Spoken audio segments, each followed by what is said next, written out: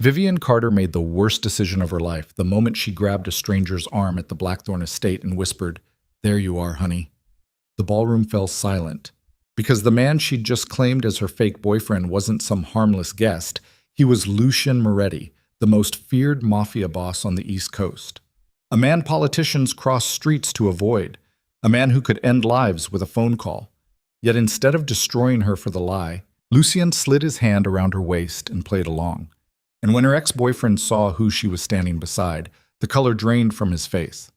What started as a desperate escape from humiliation became something far more dangerous, because the mafia boss couldn't stop looking at the small-town teacher who accidentally chose him. If you want to see how this story ends, hit that like button and drop a comment with your city so I can see how far this story travels. Now let's begin. Let's check. The grand ballroom of the Blackthorn estate looked like something ripped from a fever dream. Crystal chandeliers dripping light across marble floors, champagne towers glittering like liquid gold, and enough wealth concentrated in one room to fund a small country. Vivian Carter stood near the entrance in her emerald dress, feeling like a fraud wrapped in silk she couldn't afford. She didn't belong here. Everyone else moved through the space like they owned it. Women in couture gowns that cost more than Vivian's annual salary, men in tailored suits discussing deals that shaped cities. Meanwhile, Vivian taught third grade in a Chicago public school where half her students showed up hungry and the heating barely worked in winter. But her best friend Maya had married into the Blackthorn family 6 months ago, and Maya had begged Vivian to attend tonight's anniversary celebration. So here she stood, clutching a champagne flute she hadn't touched, trying not to stare at the famous faces drifting past. A senator laughed too loud near the bar. A tech billionaire checked his phone while his wife smiled at nothing. Somewhere in the crowd, Vivian recognized a news anchor she'd seen on television, now looking older and more tired in person. The whole room felt like a performance where everyone knew their lines except her. Vivian was considering escaping to the bathroom when she saw him. Ethan Mercer. Her ex-boyfriend stood across the ballroom beside a blonde woman wearing a dress that probably cost more than Vivian's car. The woman laughed at something Ethan said, touching his arm with casual ownership, and Vivian felt her stomach twist. She hadn't known Ethan would be here tonight. They dated for 2 years before he dumped her last spring, claiming he needed more ambition in a partner. Translation: Vivian wasn't wealthy enough, connected enough, impressive enough. She was just a teacher who loved her students and went home to a cramped apartment every night. Not good enough for Ethan's rising career in corporate law. Now he was here with someone who clearly fit his upgraded standards. Vivian turned away, hoping to disappear into the crowd before Ethan noticed her. But the universe wasn't that merciful. "Vivian?" His voice cut through the music. She froze. Ethan approached with that confident smile he always wore, the one that used to make her feel safe but now just felt condescending. The blonde followed half a step behind, curiosity sharpening her gaze. "I thought that was you," Ethan said, eyes traveling down Vivian's dress in a way that felt more like an appraisal than appreciation. "What are you doing here?" The question landed like an insult. "Maya invited me," Vivian managed, hating how small her voice sounded. "Right, Maya." Ethan nodded like he'd forgotten Vivian existed outside their relationship. "This is Claire. Claire, this is Vivian. We dated back when I was still figuring things out." Back when I was still figuring things out. As if Vivian had been some trial run. A practice relationship before the real thing. Claire extended a perfectly manicured hand. "It's nice to meet you. What do you do?" "I'm a teacher," Vivian said. "Oh." Claire's smile didn't change, but something flickered behind her eyes. Pity, maybe, or dismissal. "That's so sweet. Ethan mentioned you worked with kids." Sweet. Like Vivian was a child herself. Like her entire career could be reduced to a harmless hobby. Ethan seemed to sense the tension because he shifted closer to Claire, his hand settling possessively on her hip. "Claire works in venture capital. We actually met through her firm. They're investing in my company's expansion." Of course they were. Vivian felt the humiliation crawling up her spine, hot and sharp. This was exactly what Ethan wanted, for her to see him thriving while she remained stuck in her small-town teacher life. "Well," Vivian said, forcing brightness into her voice, "it was good seeing you both." "You came alone?" Ethan interrupted, glancing around like he expected someone to materialize beside her. The question hung there, ugly and obvious. Yes, she'd come alone, because she didn't have a boyfriend, because she spent most nights grading papers and watching Netflix, because her life hadn't magically improved after Ethan left. Actually, Claire said with false sympathy, if you're here by yourself, you should join us. We're meeting some friends near the terrace. It might be fun for you to... I'm not alone. The lie came out before Vivian could stop it. Ethan's eyebrows lifted. You're not? No, Vivian said, heart hammering. My boyfriend is just... He's around here somewhere, probably talking business. Claire exchanged a glance with Ethan, and Vivian saw the disbelief written across both their faces. They didn't buy it. Why would they? Vivian had always been terrible at lying.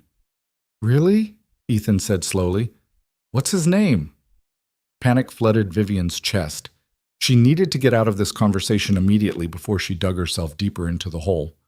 But then Ethan smiled, that same superior smile he'd worn when breaking up with her, and something inside Vivian snapped. She wasn't going to let him win. Not tonight. So Vivian did the stupidest thing she'd ever done in her life. She scanned the ballroom desperately, searching for literally anyone who could play along for 30 seconds. Most of the guests were clustered in groups, laughing and drinking, oblivious to her crisis. But then she spotted a man walking past, alone, moving through the crowd with the kind of quiet confidence that made people step aside without realizing why. He was tall, maybe 6'2", with dark hair styled just carelessly enough to suggest he didn't try too hard. His suit was black and perfectly tailored, expensive in a way that didn't scream but whispered.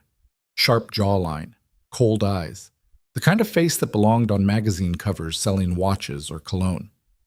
Vivian didn't recognize him, but he was walking in her direction, and she was out of options. So she stepped forward, grabbed his arm, and said loudly enough for Ethan to hear, "There you are, honey. I've been looking everywhere for you."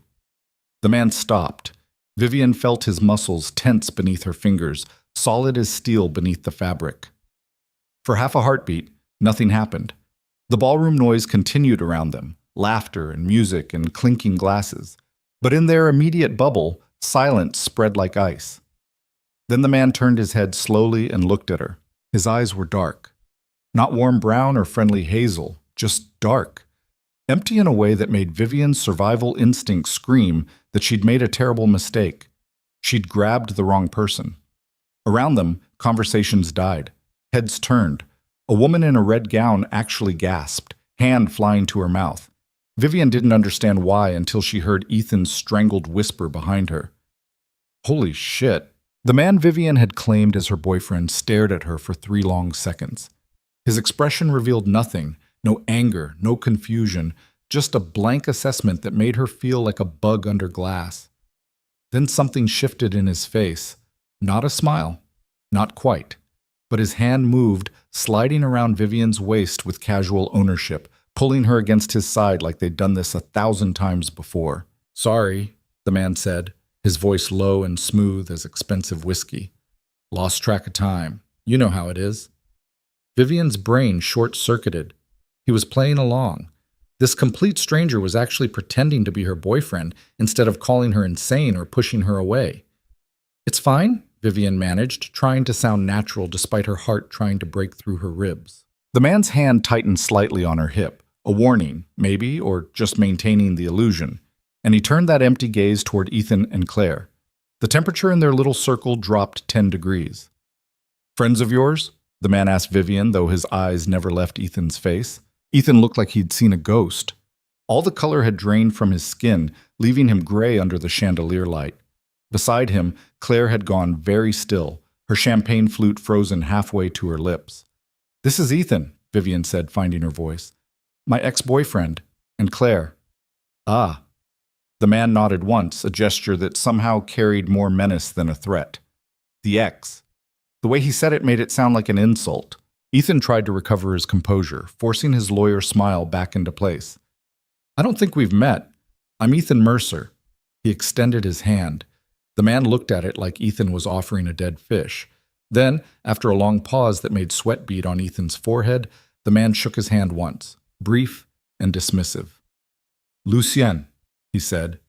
Just the first name. Nothing else. But the single word hit Ethan like a punch. His face went from gray to white, and his hand dropped back to his side like he'd been burned. "Lucian Moretti?" Ethan whispered.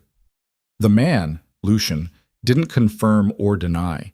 He just kept his hand on Vivian's waist, watching Ethan with the patient stillness of a predator deciding whether something was worth eating. Vivian didn't know who Lucian Moretti was, but clearly Ethan did. Claire had actually taken a step backward, champagne sloshing in her glass. "We should go," Claire said quietly, tugging Ethan's sleeve. But Ethan seemed rooted in place, staring at Lucian like he couldn't believe what he was seeing. I didn't realize you'd be here tonight." "I wasn't planning on staying long," Lucian said, his tone suggesting this conversation was already boring him. But things got more interesting.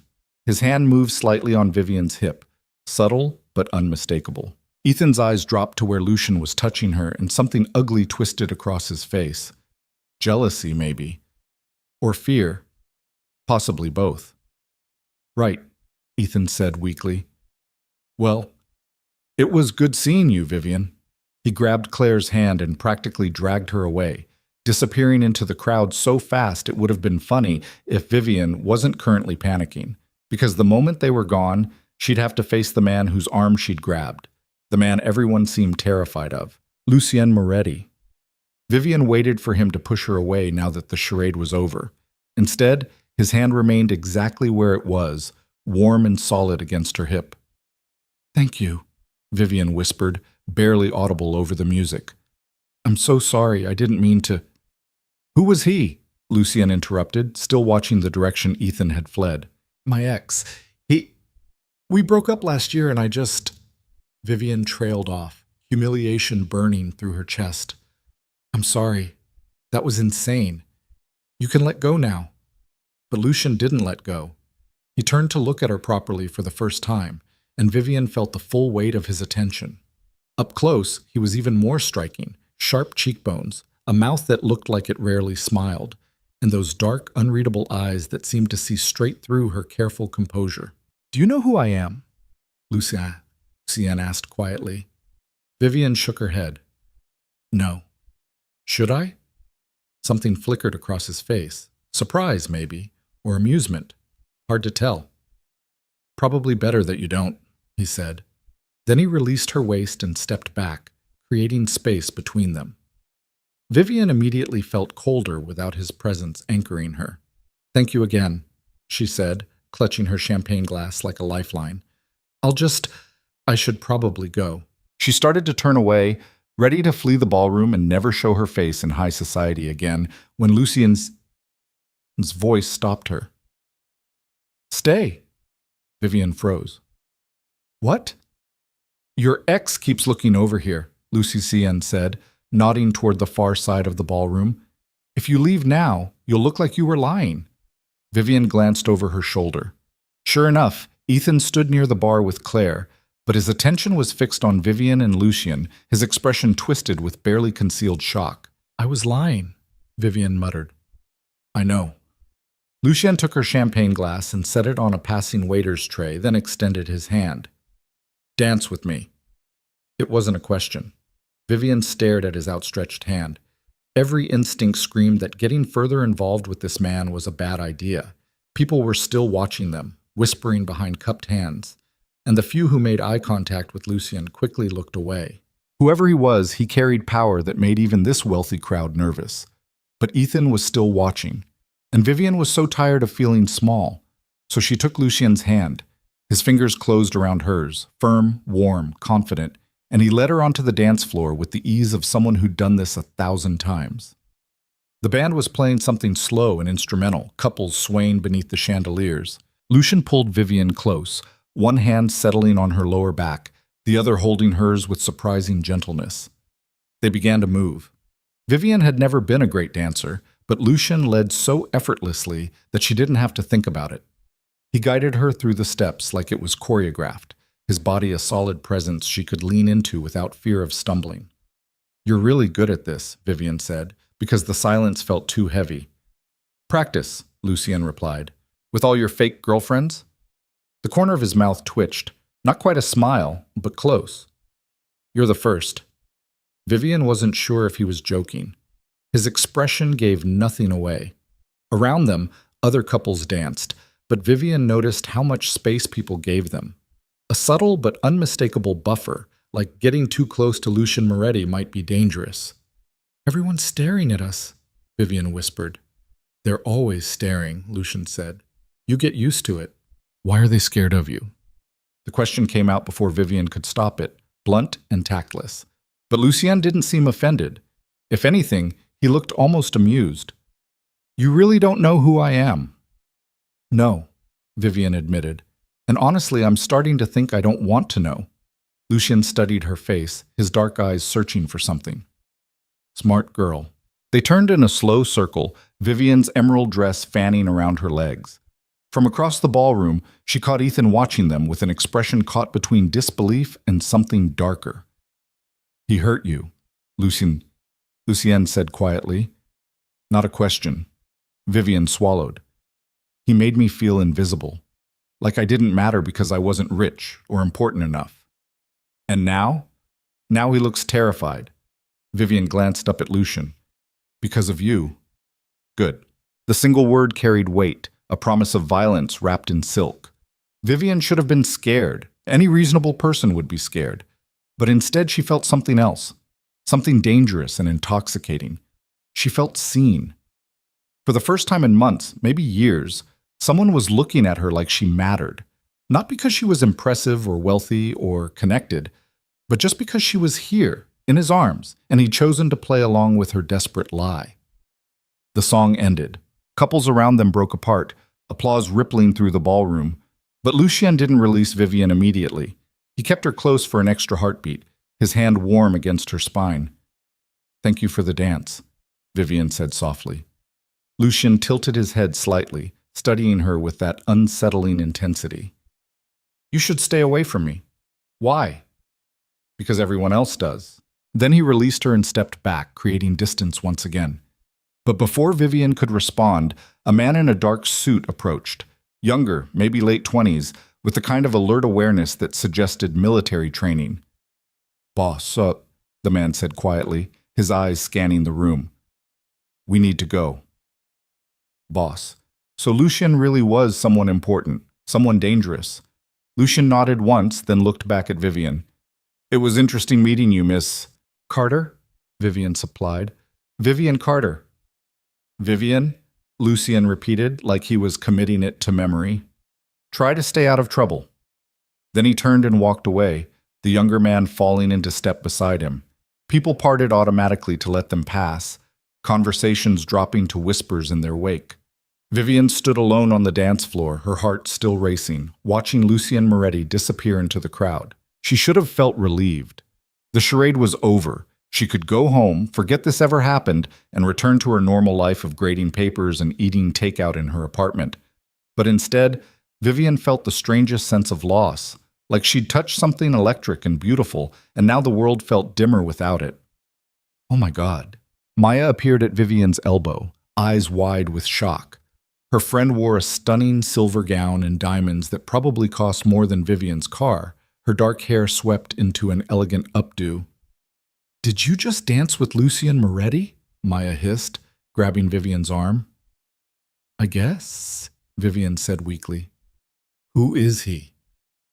Maya stared at her like she'd asked who the president was. "Vivian, Lucien Moretti practically runs this city. He's..." She lowered her voice to barely a whisper. "He's Mafia." The word hit Vivian like cold water. Mafia. The man she'd grabbed as her fake boyfriend. The man she'd danced with. The man whose hand had felt warm and safe on her waist. Was a criminal. His family controls everything from real estate to the docks to half the politicians in this room, Maya continued, her voice urgent. People are terrified of him, Viv. Like actually terrified.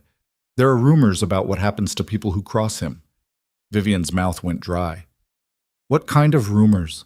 The kind that end with people disappearing. Maya gripped Vivian's shoulders. What were you thinking? How did you even... Why would you... It was an accident, Vivian said quickly, trying to process this information. Ethan was being awful, and I panicked and grabbed the nearest person, and it just happened to be... Lucien Moretti. Maya finished, shaking her head in disbelief. You accidentally claimed a Mafia boss as your boyfriend. He played along, Vivian said, still not quite believing it herself. He could have pushed me away or called me crazy, but he just went with it. Maya's expression shifted from shock to concern. That's almost worse. Lucien doesn't do anything without a reason. Maybe he was just being nice. Lucien Moretti isn't nice, Viv. He's powerful and dangerous, and Maya cut herself off, glancing around nervously. We shouldn't even be talking about him like this. People notice things. Vivian followed her friend's gaze. Sure enough, several guests were still watching them, whispering behind their champagne flutes. Across the ballroom, Ethan stood frozen near the terrace doors, his face still pale with shock. You need to stay away from Lucien, Maya said firmly. Whatever just happened, it's over now. Don't try to find him. Don't reach out. Just let it go. I wasn't planning on... I'm serious, Vivian. Men like Lucien Moretti destroy everything they touch. Maya squeezed her hand once, then disappeared back into the party, leaving Vivian standing alone on the edge of the dance floor. Destroyed everything they touched. But when Lucien had touched Vivian, she hadn't felt destroyed. She'd felt alive. The rest of the evening passed in a blur. Vivian avoided Ethan, fielded awkward questions from people suddenly interested in talking to her, and tried to process what had just happened. By midnight, she was exhausted and ready to escape. She called an Uber and slipped out of the Blackthorn estate, grateful for the cool night air after hours in the stifling ballroom. The car ride home should have given her time to think clearly. Instead, Vivian kept replaying the moment Lucien had wrapped his arm around her waist. The way he'd looked at Ethan like he was nothing. The warmth of his hand on her spine while they danced. Stay away from me, he'd said. Good advice. Vivian had no intention of seeing Lucien Moretti again. When the Uber dropped her off at her apartment building, a modest walk-up in a decent neighborhood, Vivian climbed the stairs to her third-floor unit, unlocked the door, and collapsed on her couch, still wearing her emerald dress. Her phone buzzed with a text from Maya. Are you okay? Call me tomorrow. Vivian typed back a quick reassurance, then tossed her phone aside. She should sleep. Tomorrow was Sunday, which meant she could sleep in, grade the stack of papers waiting on her desk, and forget this entire bizarre night ever happened. But as Vivian lay in the darkness of her apartment, she couldn't stop thinking about those dark eyes, and that quiet voice, and the way her ex-boyfriend's confidence had completely shattered the moment he recognized who she was standing beside. Lucien Moretti. Mafia boss. Dangerous. Off-limits. Everything her sensible, careful life had taught her to avoid. So why couldn't she stop thinking about him? Vivian finally fell asleep around 3 in the morning, still wearing her dress, her dreams filled with crystal chandeliers and cold dark eyes, and the ghost of a hand on her waist. When she woke Sunday morning, sunlight was streaming through her bedroom window, and her phone was buzzing insistently on the nightstand. Vivian grabbed it, expecting Maya, or maybe her mom. Instead, she found a text from an unknown number. Coffee? I know a place that doesn't ask questions. No signature, no explanation. But somehow, Vivian knew exactly who it was. Her hand started shaking. Because Lucien Moretti, the man who everyone said she should stay away from, had found her number. And he was asking her to coffee. Vivian stared at her phone screen until the words blurred.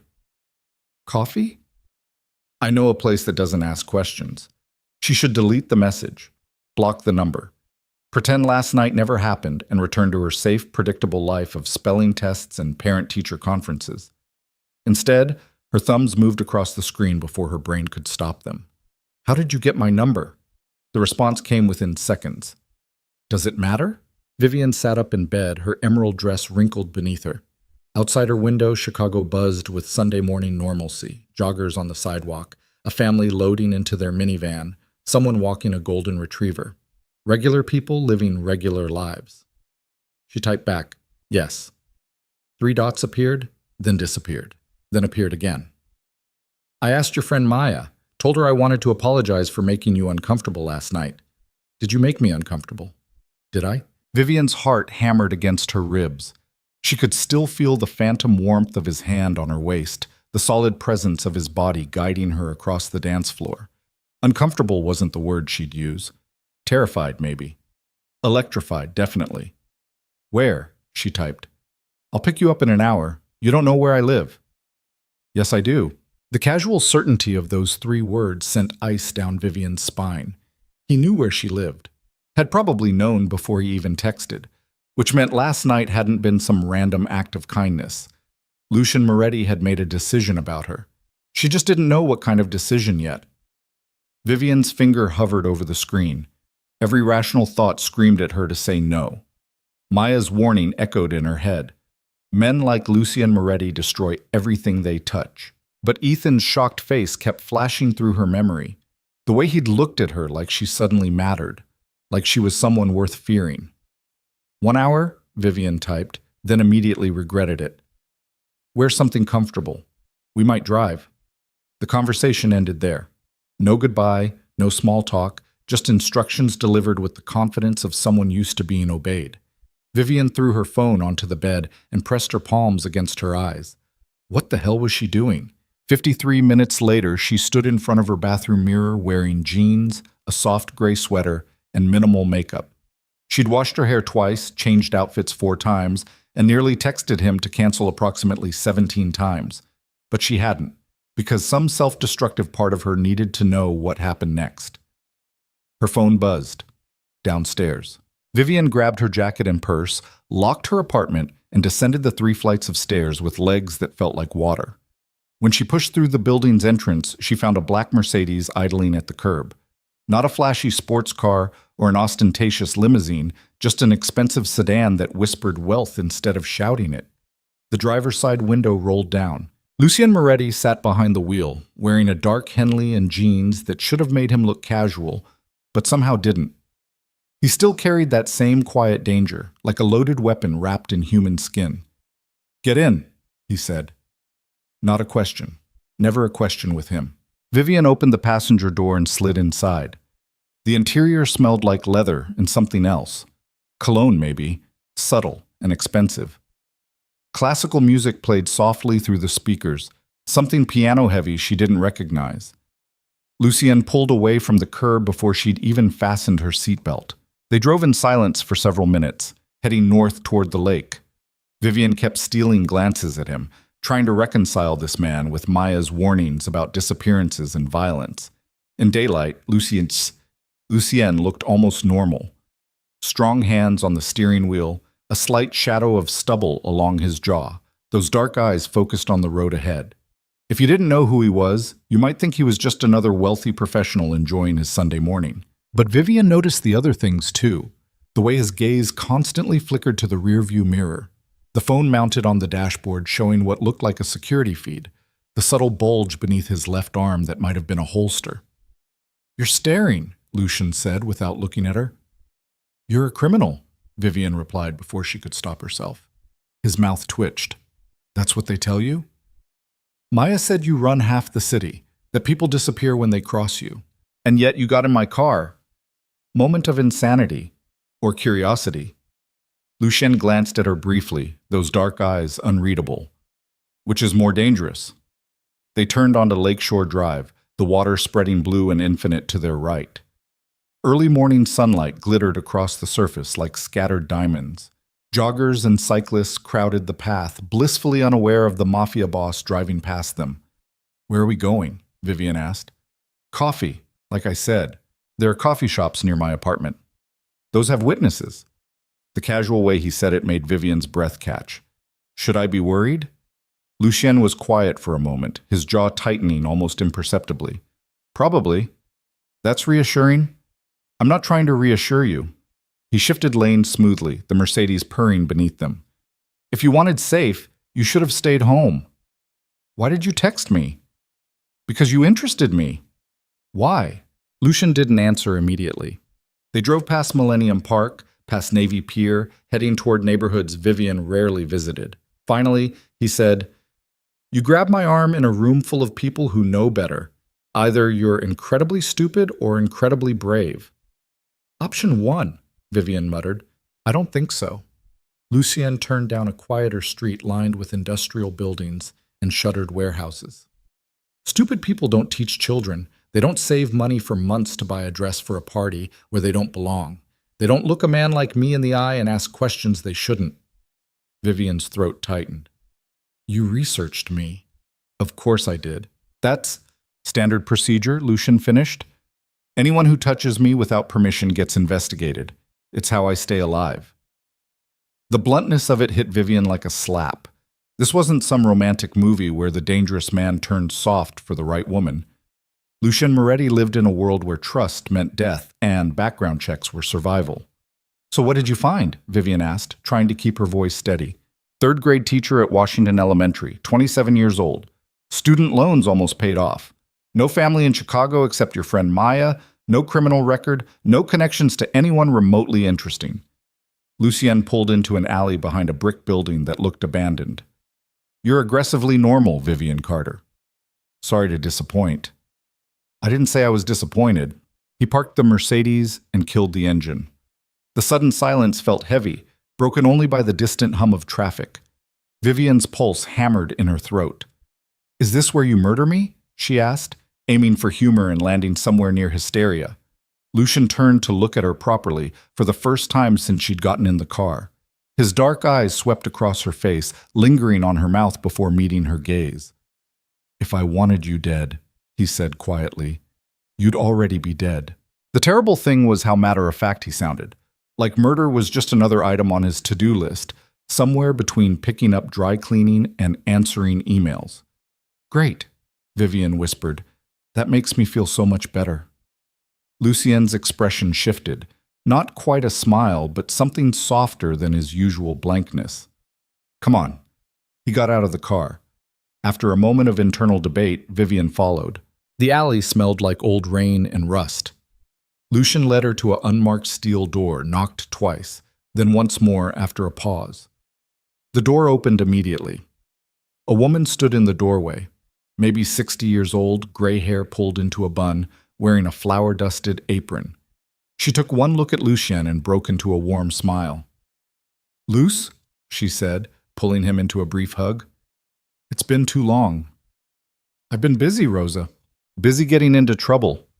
Rosa's eyes shifted to Vivian, curiosity sharpening her gaze. And who's this? A friend, Lucien said. We need a quiet table. Rosa studied Vivian for a long moment, then nodded slowly. Upstairs. I'll bring coffee. She disappeared back into the building. Lucien gestured for Vivian to follow. Inside, a narrow staircase led up to what appeared to be a private apartment converted into a small cafe. Only 3 tables occupied the space, all empty this early on a Sunday. Exposed brick walls, mismatched furniture, plants hanging from the ceiling. It felt intimate and hidden, like a secret someone had decided to share. Lucien chose the table farthest from the door, positioning himself so he could watch both exits.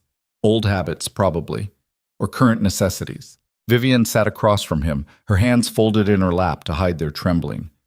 Rosa's been making coffee since before I was born, Lucien said, leaning back in his chair. This used to be my father's place, somewhere he could meet people without attracting attention. People like you? People worse than me. Rosa appeared with 2 ceramic cups and a French press, setting them down gently. Blueberry scones coming up. She squeezed Lucien's shoulder once, gave Vivian another curious look, then retreated downstairs.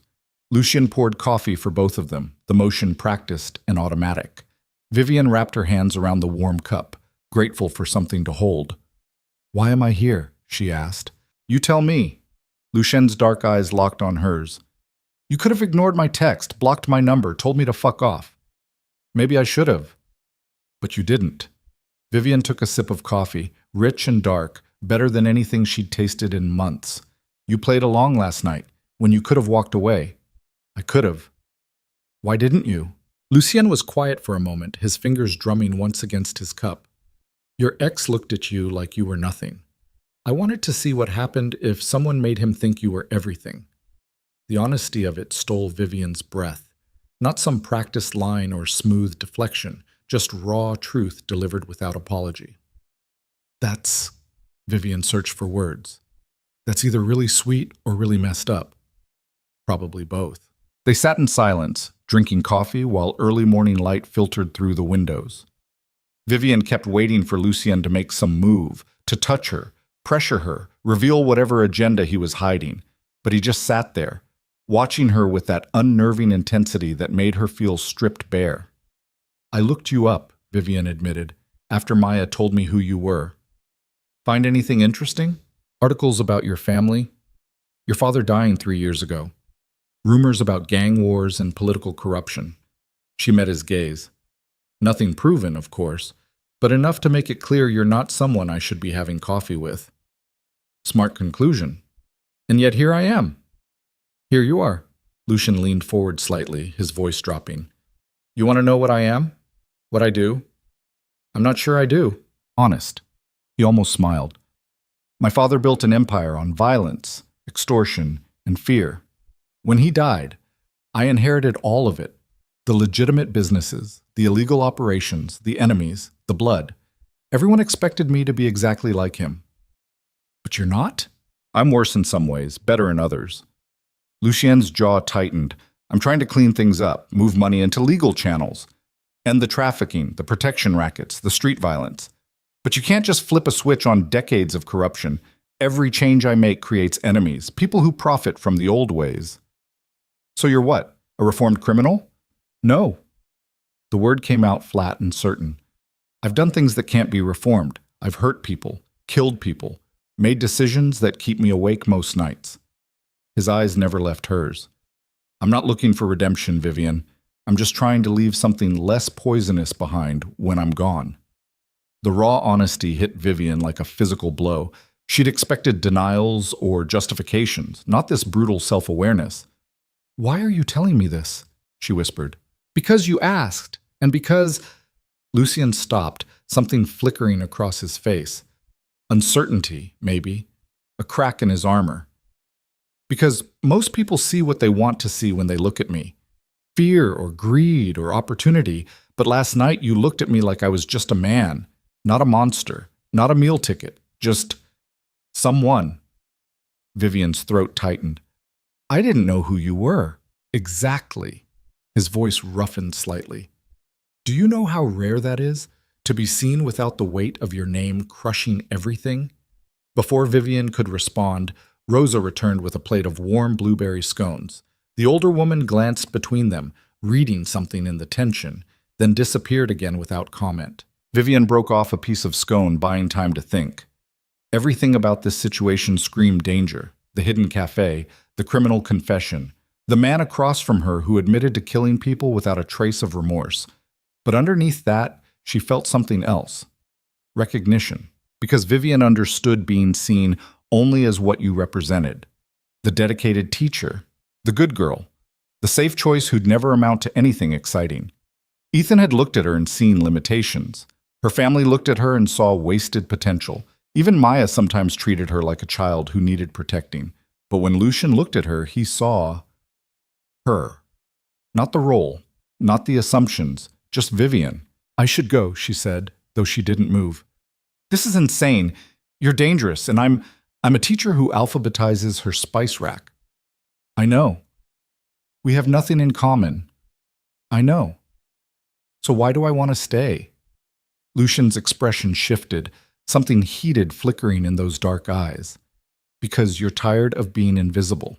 The truth of it pierced through Vivian's defenses. Yes, she was tired of being invisible, tired of being dismissed and underestimated and patted on the head like her dreams were cute but ultimately meaningless. Last night, standing beside Lucy and Moretti, she'd felt powerful, dangerous, seen, and now she couldn't unknow what that felt like. One coffee, Vivian said, her voice barely steady. That's all this is? Then I go back to my life and you go back to yours and we forget this happened. If that's what you want. It is. Lucian studied her face for a long moment, then nodded once. Okay. They finished their coffee in loaded silence. Rosa appeared to refill their cups, humming softly to herself. Outside, Chicago woke up fully. Car horns, distant sirens, the constant urban symphony. Inside the hidden cafe, time felt suspended. Tell me something, Lucienne said eventually. Something real, not what you think I want to hear. Vivian hesitated. Like what? Anything. He leaned back, coffee cup cradled in his hands. Surprise me. So Vivian told him about her students. About Jaden, who couldn't sit still for more than 5 minutes but wrote the most beautiful stories when you let him pace. About Sophia, who was reading 3 grade levels ahead but wouldn't speak in class because her accent made other kids laugh. About Marcus, whose dad was in prison and whose mom worked 3 jobs, so he showed up exhausted every morning but never stopped trying. She told him about the funding cuts that meant no field trips, no art supplies, no music program. About parents who blamed her for their children's struggles. About the principal who cared more about test scores than actual learning. And Lucian listened. Really listened. Not with the polite attention people gave when they were waiting for their turn to talk, but with genuine focus. He asked questions, good questions, about classroom dynamics and educational theory and what made some kids thrive while others struggled. It was the strangest conversation Vivian had ever had with someone who'd just admitted to murder. "You love them," Lucian said finally. "Your students." "Of course I do. Not everyone would. Most people see teaching as a job, a paycheck. You see it as—" He paused, searching for words. "A calling." Vivian felt heat creep up her neck. "That sounds dramatic. Doesn't make it wrong." They talked for another hour. About music. Lucien played piano, which somehow surprised and didn't surprise Vivian simultaneously. About books. They both loved thrillers, though Lucien's taste ran darker than hers. About Chicago, which Lucien knew better than anyone Vivian had ever met, every neighborhood's history and hidden corners. By the time they left Rosa's cafe, the sun hung high and bright, and Vivian had almost forgotten she was having coffee with a Mafia boss. Almost. The drive back to her apartment felt shorter. Lucien navigated through side streets, avoiding the main roads, and Vivian realized he was being careful. Avoiding cameras, maybe, or just habits formed from years of looking over his shoulder. When they pulled up outside her building, Lucien killed the engine but didn't move to get out. "Thank you," Vivian said, her hand on the door handle, "for the coffee, and for this." "Vivian," his voice stopped her. She turned back. Lucien stared straight ahead through the windshield, his jaw tight. "This was a mistake." The words hit like cold water. "What?" "Texting you, bringing you to Rosa's, all of it." He finally looked at her, and something in his expression made Vivian's chest ache. "People around me get hurt. It's not a metaphor, it's a fact. And you're—" "What?" Vivian challenged. "Too normal, too innocent, too breakable?" "All of that." "Then why did you text me?" Lucian's hands tightened on the steering wheel. "Because I'm selfish. Because for one night you looked at me like I was worth something beyond fear, and I wanted to feel that again." The raw honesty cracked something open in Vivian's chest. She should have gotten out of the car, thanked him politely, and walked away from this beautiful disaster before it consumed her. Instead, she heard herself say, "What if I don't want safe?" Lucien's head snapped toward her, eyes dark and intense. "Don't. Don't what?" "Don't make me hope." His voice dropped to barely above a whisper. "Don't make me want things I can't have." "Why can't you have them?" "Because wanting things makes you weak, and I can't afford weakness." They stared at each other across the console, the air between them charged with something dangerous and inevitable. Vivian's heart hammered so hard she thought it might break through her ribs. She should go. She really, really should go. Lucian's phone buzzed, shattering the moment. He glanced at the screen, and his entire demeanor shifted, the vulnerability vanishing behind cold professionalism. "I need to take this," he said. Vivian nodded and opened her door, stepping out into the cool Chicago air. She was halfway to her building's entrance when Lucien's voice stopped her. "Vivian." She turned back. He'd rolled down the window, one arm draped over the door. "Stay away from Ethan," Lucian said, "and anyone connected to him." "Why?" "Because I asked." His expression hardened. "And because I meant what I said. People around me get hurt." Then he drove away, the Mercedes disappearing around the corner before Vivian could respond. She stood on the sidewalk for a long moment, her mind spinning. What the hell had just happened? Upstairs in her apartment, Vivian spent the rest of Sunday trying to grade papers and failing miserably. Her thoughts kept drifting back to Lucien's face when he'd said, "Don't make me hope," to the careful way he'd poured her coffee, to Rosa's knowing glances. Her phone stayed silent. Monday morning arrived with typical chaos. 22 third graders hyped up on sugar and weekend freedom, a broken smartboard, and a passive-aggressive email from the principal about age-appropriate reading material after Vivian had let her class read a graphic novel about civil rights. By lunch, she'd almost convinced herself Sunday had been some fever dream. Then Maya called.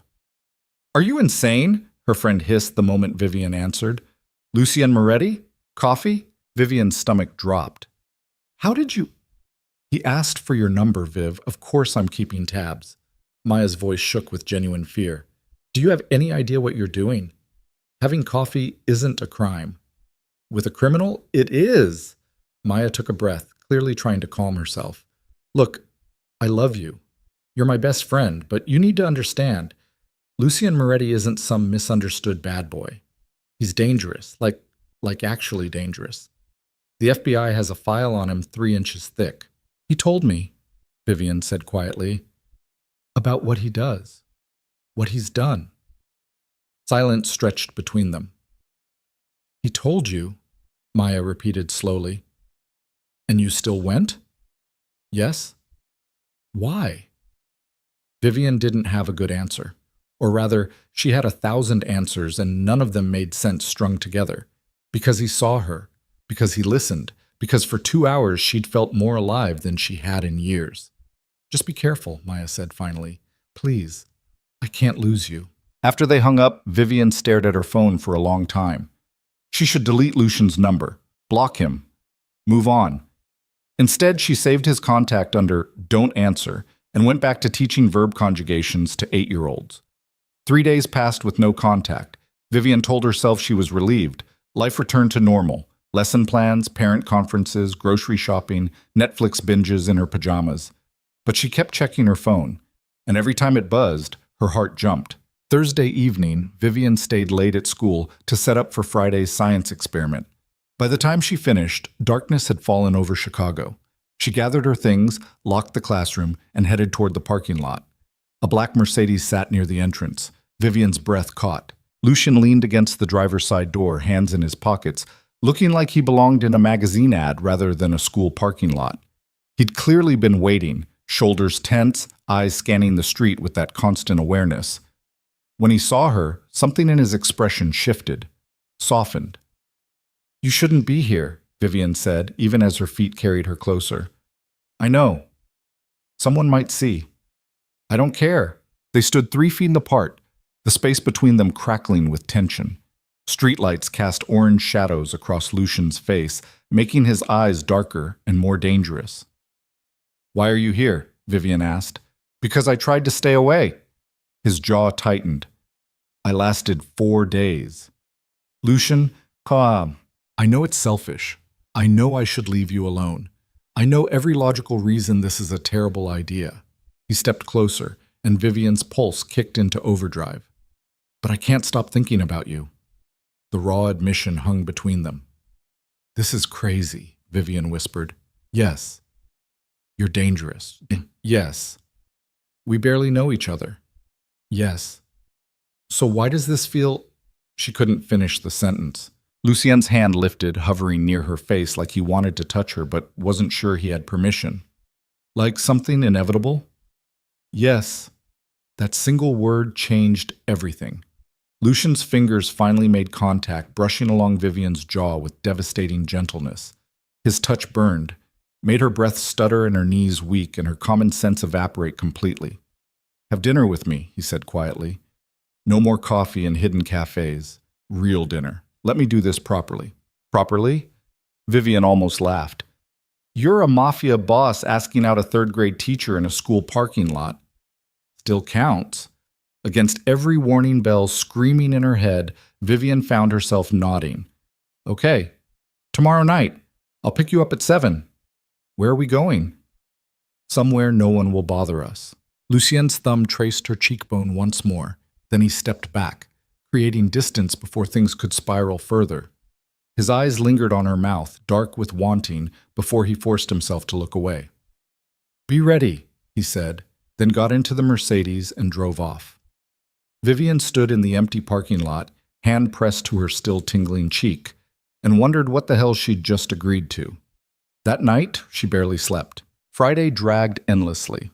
Her students sensed her distraction and took full advantage. Paper airplanes, spontaneous dance parties, a minor glitter incident that would take weeks to fully clean up.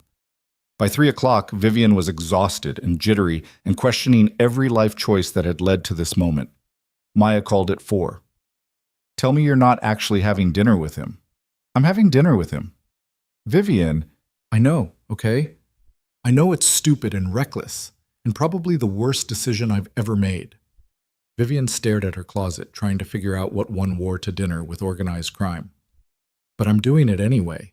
"Then at least be smart about it. Send me his address. Check in every hour. Keep your phone charged." "You sound like my mom." "Your mom would lock you in your room if she knew what you were doing." "Fair point." At 6:30, Vivian stood in front of her mirror wearing a simple black dress and heels, her hair loose around her shoulders. Nothing fancy, but elegant enough for wherever Lucian was taking her. Her phone buzzed at 6:58. Downstairs. Vivian grabbed her jacket and purse, sent Maya a quick "I'm alive" text, and headed down to the street.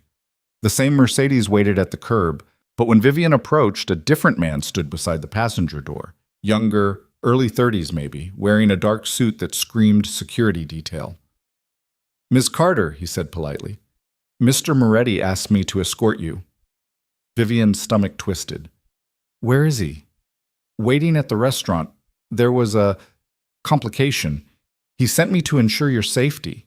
Red flags exploded in Vivian's mind. This felt wrong. Lucian had promised to pick her up himself. Sending someone else, no matter how polite, sent entirely the wrong message. "I don't think so," Vivian said, backing up a step. "Tell Lucian, please, Ms. Carter." The man's expression remained neutral, but something shifted in his posture. Not threatening exactly, but not casual either. Mr. Moretti was very insistent. "He's waiting." "Then he can wait longer until I hear from him directly."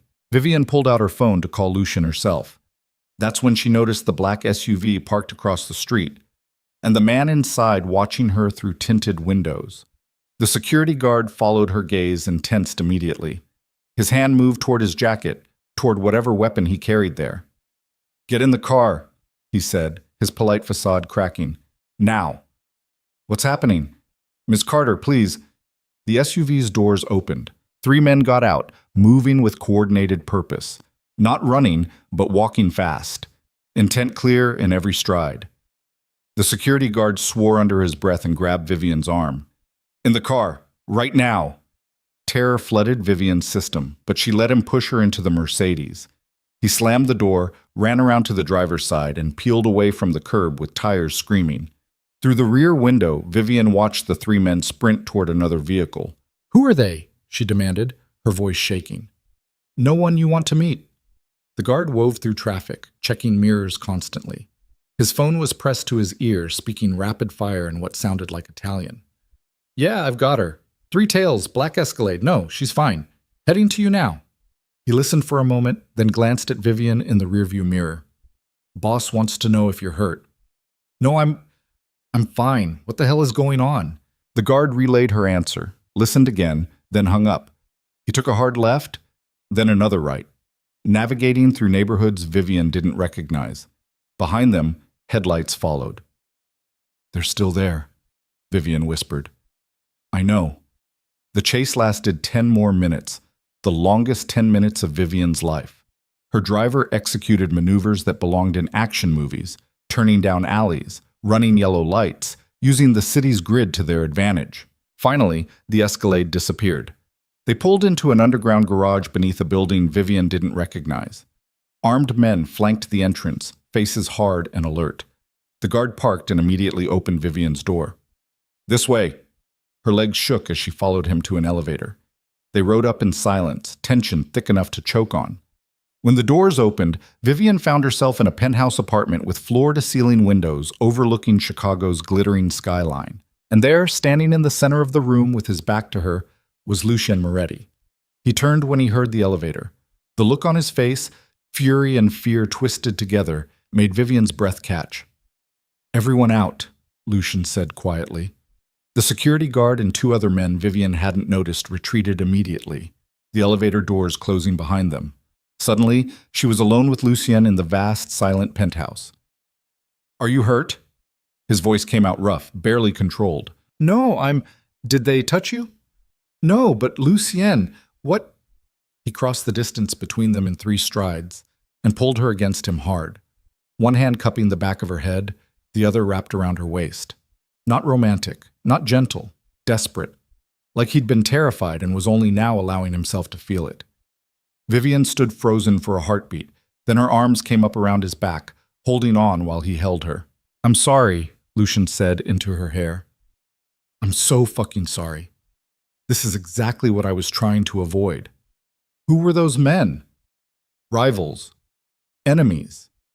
He pulled back enough to look at her face, his hands framing her jaw. It doesn't matter. What matters is you're not safe around me. You were right to try to stay away. But I didn't stay away. You should have. His thumbs brushed her cheekbones, the gesture heartbreakingly tender coming from someone so dangerous. I should have left you alone. Why didn't you? Lucien's dark eyes searched hers. Because I'm selfish. Because knowing you exist and not seeing you feels impossible. His jaw tightened. Because when I'm with you, I remember what it's like to want something besides power and control. What do you want? The question hung between them, loaded and inevitable. Lucien's gaze dropped to her mouth, then back to her eyes. You. I want you, Vivian, and that's the most dangerous thing I've ever admitted. Before she could respond, his phone buzzed insistently. Lucien pulled it out, read something on the screen, and his entire expression hardened into something cold and lethal. They know who you are, he said quietly.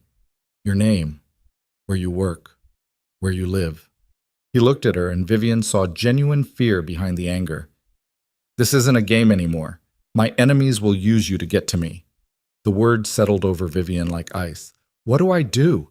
Lucien was quiet for a long moment, clearly wrestling with something. Finally, he said, you have 2 choices. I can arrange protection, security watching your apartment, guards outside your school, surveillance to make sure you're never alone. You go back to your normal life, but you'll always be looking over your shoulder. Or, his hands tightened on her face, or you stay with me. Here, where I can protect you properly. Where my enemies can't reach you without going through an army. Lucien's voice dropped. But that means stepping fully into my world. No more pretending this is just coffee or dinner. You become mine, and everyone knows it. Vivian's heart hammered. That's insane. Reckless. Probably the worst decision you could make. Lucien's thumb traced her bottom lip, the touch electric. But it's the only way I can guarantee your safety. And Vivian, his voice cracked slightly, I will burn this entire city down before I let anyone hurt you. The raw possessiveness in those words should have terrified her. Instead, they made something fierce and wild unfurl in Vivian's chest. She thought about her quiet apartment, her careful, predictable life, the safety she'd built around herself after Ethan shattered her confidence. Then she thought about Lucien's hand on her waist at the Blackthorn estate, the way he listened when she talked about her students, Rosa's knowing smile, the feeling of being seen for the first time in years. She thought about living in fear, always wondering when danger would find her, or stepping fully into the fire and at least feeling alive while she burned. How long? Vivian whispered. How long what? If I stay here, if I do this, how long until it's safe again? Lucien's expression turned bleak. I don't know, maybe weeks, maybe months. He paused. Maybe never. The honesty should have sent her running. Instead, Vivian heard herself say, okay. Lucien went very still. Okay, what? I'll stay. Vivian, I'll stay, she repeated, stronger this time. But on one condition. Anything. You tell me the truth. About everything. No more secrets. No more protecting me from reality. She met his dark gaze steadily. If I'm stepping into your world, I need to see it clearly. For a long moment, Lucien just stared at her. Then slowly, carefully, like he couldn't quite believe what he was hearing, he nodded. Deal. His hand slid from her face down to her shoulders, and Vivian saw the exact moment the reality of what she'd agreed to hit him. The vulnerability vanished, replaced by cold calculation. Then we do this properly, Lucien said. Tomorrow, we move your essential things here. I'll arrange protection for your school. Discreet, but present. Your friend Maya and anyone else close to you gets security detail whether they know it or not. Lucien, this isn't negotiable. His voice turned to steel. You chose to stay. That means you follow my rules when it comes to safety. The sudden shift from vulnerable to commanding should have annoyed her. Instead, Vivian found it strangely reassuring. Whatever else Lucien was, he knew how to protect people, even if those people needed protecting because of him. What happens now? She asked. Lucien's hand found hers, threading their fingers together. Now you see what you've gotten yourself into. He led her deeper into the penthouse, past the living room with its floor-to-ceiling windows, past a kitchen that looked like it belonged in a magazine, down a hallway lined with art that probably cost more than Vivian would earn in a lifetime. At the end of the hall, Lucien opened a door. Inside was a bedroom 3 times the size of Vivian's entire apartment. King bed with black silk sheets. Another wall of windows overlooking the city. A door leading to what looked like a massive bathroom. This is yours, Lucien said. Your space. I'm across the hall. You can lock the door if you want privacy. The security system is... Lucien. He stopped, turning to look at her. Where do you want me to sleep? The question hung between them, weighted with implications neither of them were quite ready to examine. Lucien's jaw tightened. That's not... We don't have to... I'm not asking what we have to do. I'm asking what you want. He stared at her for a long moment, conflict written clearly across his face. Want warring with restraint. Desire fighting against the knowledge that whatever this was between them came with costs neither of them had fully calculated yet. I want, Lucien said quietly, to not be a selfish bastard for once in my life. That's not an answer. Yes, it is. He released her hand and stepped back, creating distance. You just made the most dangerous decision of your life, Vivian. Don't compound it by rushing into something you can't take back. The rejection stung, even though Vivian knew he was right. Tomorrow we'll move your things, Lucien continued, his voice carefully neutral now. Tonight, you sleep. There's food in the kitchen, anything you need. I'll be in my office making calls, damage control. And Vivian? She looked up at him. Thank you, he said, for trusting me. Then he left her standing in the enormous bedroom, alone with her racing thoughts and the terrifying knowledge that she'd just stepped past the point of no return. Vivian didn't sleep. She lay in the massive bed surrounded by silk sheets that cost more than her monthly rent, staring at the ceiling while Chicago glittered beyond the windows. Every sound made her jump, the hum of the ventilation system, distant sirens, footsteps in the hallway that might have been Lucien or might have been security guards she hadn't met yet. Around 3 a.m, she gave up and wandered into the kitchen wearing the spare clothes someone had left folded on her dresser. Men's sweatpants rolled at the waist, a soft t-shirt that smelled like expensive detergent. She wondered whose clothes they were, then decided she didn't want to know. The kitchen was all marble and stainless steel, the kind of space designed for professional chefs rather than someone who lived on frozen pizza and cereal. Vivian opened the massive refrigerator and found it stocked with everything: fresh vegetables, expensive cheeses, containers of what looked like homemade pasta sauce. She settled for water. Can't sleep? Vivian spun around, water sloshing over her hand. Lucien stood in the doorway wearing dark pants and a wrinkled dress shirt with the sleeves rolled up. He looked exhausted, shadows under his eyes, hair disheveled from running his hands through it, tension carved into every line of his body. You scared me, Vivian said. Sorry. He moved into the kitchen, keeping distance between them like he didn't trust himself to get closer. I should have made noise. It's your apartment. It's yours now, too. The words hung there, strange and intimate. Vivian set down her water glass, suddenly hyper-aware of how she must look. No makeup, hair tangled, drowning in borrowed clothes. Did you sleep at all? She asked. No. Lucien opened a cabinet and pulled out a bottle of whiskey, pouring 2 fingers into a glass. He held it up questioningly toward Vivian. She nodded. He poured a second glass and slid it across the counter. They stood on opposite sides of the marble island, drinking expensive whiskey at 3 a.m, 2 people who barely knew each other pretending this situation was remotely normal. I've been making calls, Lucien said finally, calling in favors, putting pressure on the right people to find out who sent those men after you. And? His jaw tightened. Still working on it, which meant he didn't know. Which meant whoever wanted to hurt Vivian was good enough to hide from Lucien Moretti's considerable resources. That thought settled like ice in Vivian's stomach. "How long have you lived here?" she asked, needing to talk about anything except the danger circling them. 3 years, since my father died and I took over. Lucien took another sip of whiskey. He lived in the family estate outside the city. Big house, lots of land, guards everywhere. I wanted something different. More isolated? More honest. He gestured at the windows. Out there I could pretend to be normal. Here, the city reminds me every day what I am. Vivian studied his face in the dim kitchen light. "And what are you?" A man trying to clean up his father's mess while his enemies wait for any sign of weakness. Lucian's dark eyes met hers. "And you, Vivian Carter, are the biggest weakness I've shown in years." The admission should have felt romantic. Instead, it felt like a warning. "I'm sorry," Vivian whispered. "Don't be." Lucian set down his glass with careful precision. "I chose this. I texted you. I showed up at your school. Every step of the way, I made choices that put you in danger. I made choices too. You made choices without all the information. I knew better." They fell silent. Outside, the city continued its endless rhythm. Cars on distant streets, the occasional wail of sirens, lights blinking in windows across the skyline. Normal people living normal lives, while Vivian stood in a Mafia boss's kitchen at 3 in the morning, drinking whiskey and wondering how her life had spiraled so far off course. "Tell me something," Vivian said. "Something true. About you?" Lucien raised an eyebrow. "Such as?" "Anything. You know everything about me.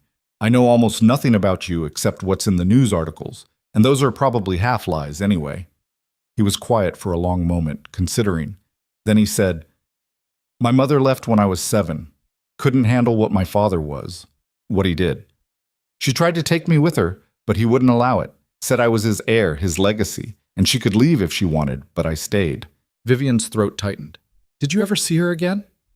"Once, when I was 16, and she'd remarried, moved to California, started a whole new family."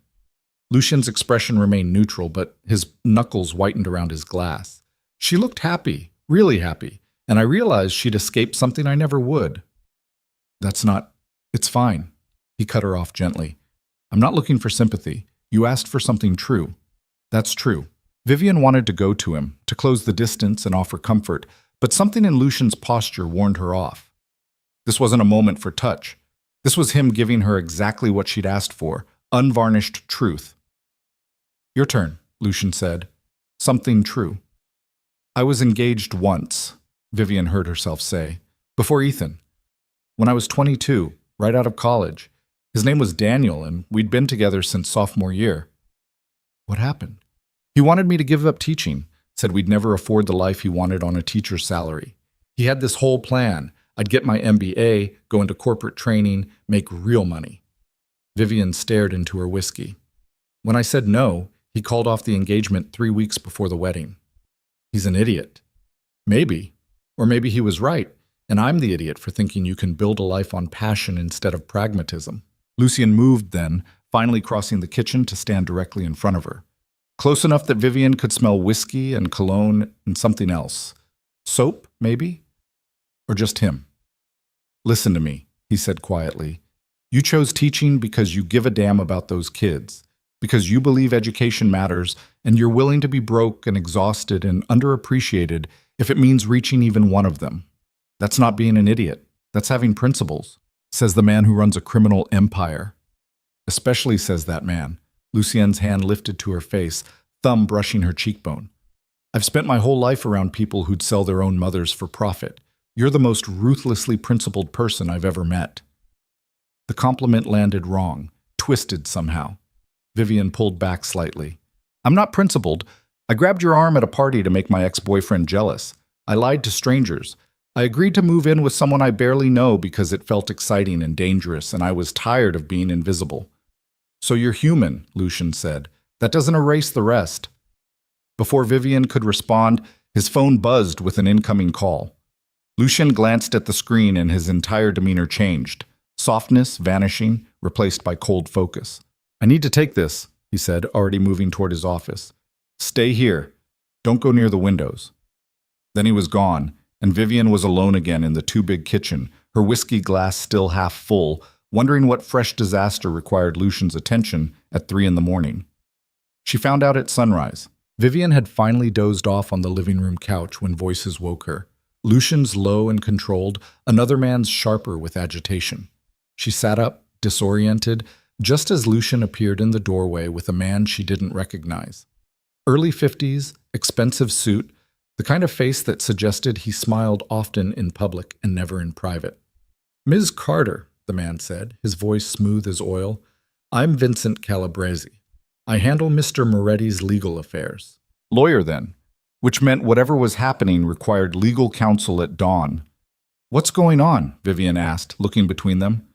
Lucian's expression was carefully blank. We have a problem. Vincent opened his briefcase and pulled out a tablet, tapping the screen before handing it to Vivian. These photos were sent to several media outlets this morning. So far, we've managed to keep them from being published, but that won't last. Vivian looked at the screen and felt her stomach drop. Photos of her and Lucian. From the Blackthorn Estate gala, dancing, his hand on her waist, her face tilted up toward his. More photos from outside her apartment building when he'd picked her up for coffee. The two of them at Rosa's cafe, visible through the window. Outside her school, Lucian's hand on her cheek. Someone had been following them, documenting everything. Who took these? Vivian whispered. We're working on identifying the photographer, Vincent said, but that's not the primary concern right now. He swiped to another image. Vivian's teaching license, her home address, the names of her students, photos of Washington Elementary with children's faces visible in the playground. They're threatening the school, Lucian said, his voice flat and dangerous. Whoever's behind this wants to make it clear they can reach you anywhere, including through your students. The words hit Vivian like a physical blow. Her students. 8-year-olds who had nothing to do with any of this, suddenly dragged into danger because she'd been stupid enough to grab a stranger's arm at a party. The school board received an anonymous tip this morning, Vincent continued, suggesting you're involved with organized crime. They're calling an emergency meeting to discuss your employment status. Vivian's hand shook. They're going to fire me. Not if we handle this correctly. Vincent took back the tablet. Mr. Moretti has several options. No. Vivian looked at Lucien. No buying off the school board. No threatening anyone. No making this worse. It's already worse, Lucien said quietly. They're using your career as leverage. Then I'll resign. Vivian, I'll resign, she repeated, stronger now, before they can fire me, before this becomes a media circus that follows those kids for years. I'll walk away. The silence that followed felt suffocating. Vincent cleared his throat. That might actually be the cleanest solution. A resignation citing personal reasons, no connection to Mr. Moretti mentioned publicly. Get out, Lucian said, not looking away from Vivian. Vincent hesitated. Sir, we need to get out. The lawyer grabbed his briefcase and left quickly, the door closing with a soft click. Lucien crossed to Vivian in 3 strides, his hands framing her face. You're not resigning. I'll fix this. I'll find whoever took those photos and make them disappear. I'll pay off the school board, buy the whole fucking school if I have to. And prove them right? Vivian pulled away from his touch. Prove I'm exactly what they think I am?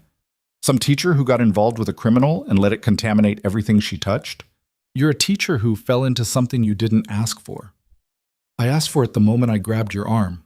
Vivian's voice cracked. I knew what you were, Lucian. Maya warned me. You warned me. And I chose this anyway because it felt exciting and I was tired of being careful. So what are you saying? I'm saying those kids don't deserve to have their education disrupted because I made selfish choices. Vivian wrapped her arms around herself. I'll resign. Find another school district, maybe somewhere outside Chicago. Start over. Lucian's jaw tightened. They'll follow you. Whoever's doing this won't stop just because you change schools. Then what do you suggest? Stay here. Let me protect you. Let me handle this. By making people disappear? Vivian's voice rose. By using violence and threats and all the things you said you were trying to move away from. The accusation hung between them, ugly and true. If that's what it takes, Lucian said quietly. And there it was. The fundamental truth Vivian had been avoiding since that first night at the Blackthorn estate. Lucien Moretti might want to be better, might be trying to clean up his empire, but at his core, he was still a man who solved problems with force. "I need air," Vivian said, moving toward the windows. "Don't." Lucy Sheet reached for her. "The windows aren't safe." "Nothing's safe!" The words exploded out of her. "I'm not safe in my apartment, not safe at my job, not safe in this goddamn penthouse surrounded by armed guards. So what difference does it make if I stand near a window?" She crossed to the floor-to-ceiling glass anyway, staring out at Chicago waking up below. Normal people heading to normal jobs, living normal lives. Everything she'd given up the moment she decided to play along with a lie. Behind her, Lucien's phone rang again. He answered with a curt, "What?" then went very still. Vivian turned around. The color had drained from Lucien's face. His hand tightened around the phone, hard enough that she heard the case crack. "When?" he asked, his voice deadly calm. A pause. "How many?" Another pause, longer this time. "I'm on my way." He hung up and looked at Vivian, and the expression on his face made her blood turn to ice. "What happened?" "Rosa's cafe." Lucien's voice came out flat, emotionless, the tone of someone forcing themselves not to feel. "Someone burned it down 3 hours ago. Rosa was inside." The words didn't process at first. Vivian's brain refused to connect them into meaning. "Is she dead?" The single word dropped like a stone. "They barred the doors and set it on fire. She never had a chance."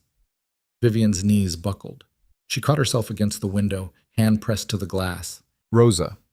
Sweet Rosa, who'd hugged Lucien and made them coffee and smiled like she knew secrets about the world that made it bearable. Dead. Because of them. "This is my fault," Vivian whispered. "No." Lucien crossed to her, his hands on her shoulders. "This is whoever's targeting us. This is calculated, deliberate. We led them there." Vivian's voice broke. "We went to her cafe and someone followed us and now she's dead because I wanted to feel special for 2 fucking hours." "Vivian, don't!" She shoved him away, suddenly desperate for space. "Don't tell me it's not my fault. Don't tell me this is just how your world works. That woman is dead because I was stupid enough to think I could play in your world without consequences." Lucien's mask finally cracked. "You think I don't know that? You think I'm not standing here calculating exactly how I failed to protect her?" His voice rose, raw with grief and fury. "Rosa helped raise me after my mother left. She was the only person from my childhood who never asked me for anything except to be decent. And I got her killed by bringing you there." The accusation hung between them, cruel and honest. "Then we both got her killed," Vivian said quietly. They stared at each other across the living room, 2 people drowning in guilt with no life raft in sight. Lucien's phone rang again. He looked at it like it was a live grenade, then answered. "What?" A pause. His expression went from grief to something harder, colder. "You're sure?" Another pause. "Send me everything." He hung up and turned to Vivian. "They found the photographer who took those pictures." "And?" Lucien's jaw tightened. "He's been dead for 3 days, dumped in the river with 2 bullets in his head." Vivian's stomach turned over. "I don't understand." "Someone hired him to follow us, then killed him to cover their tracks."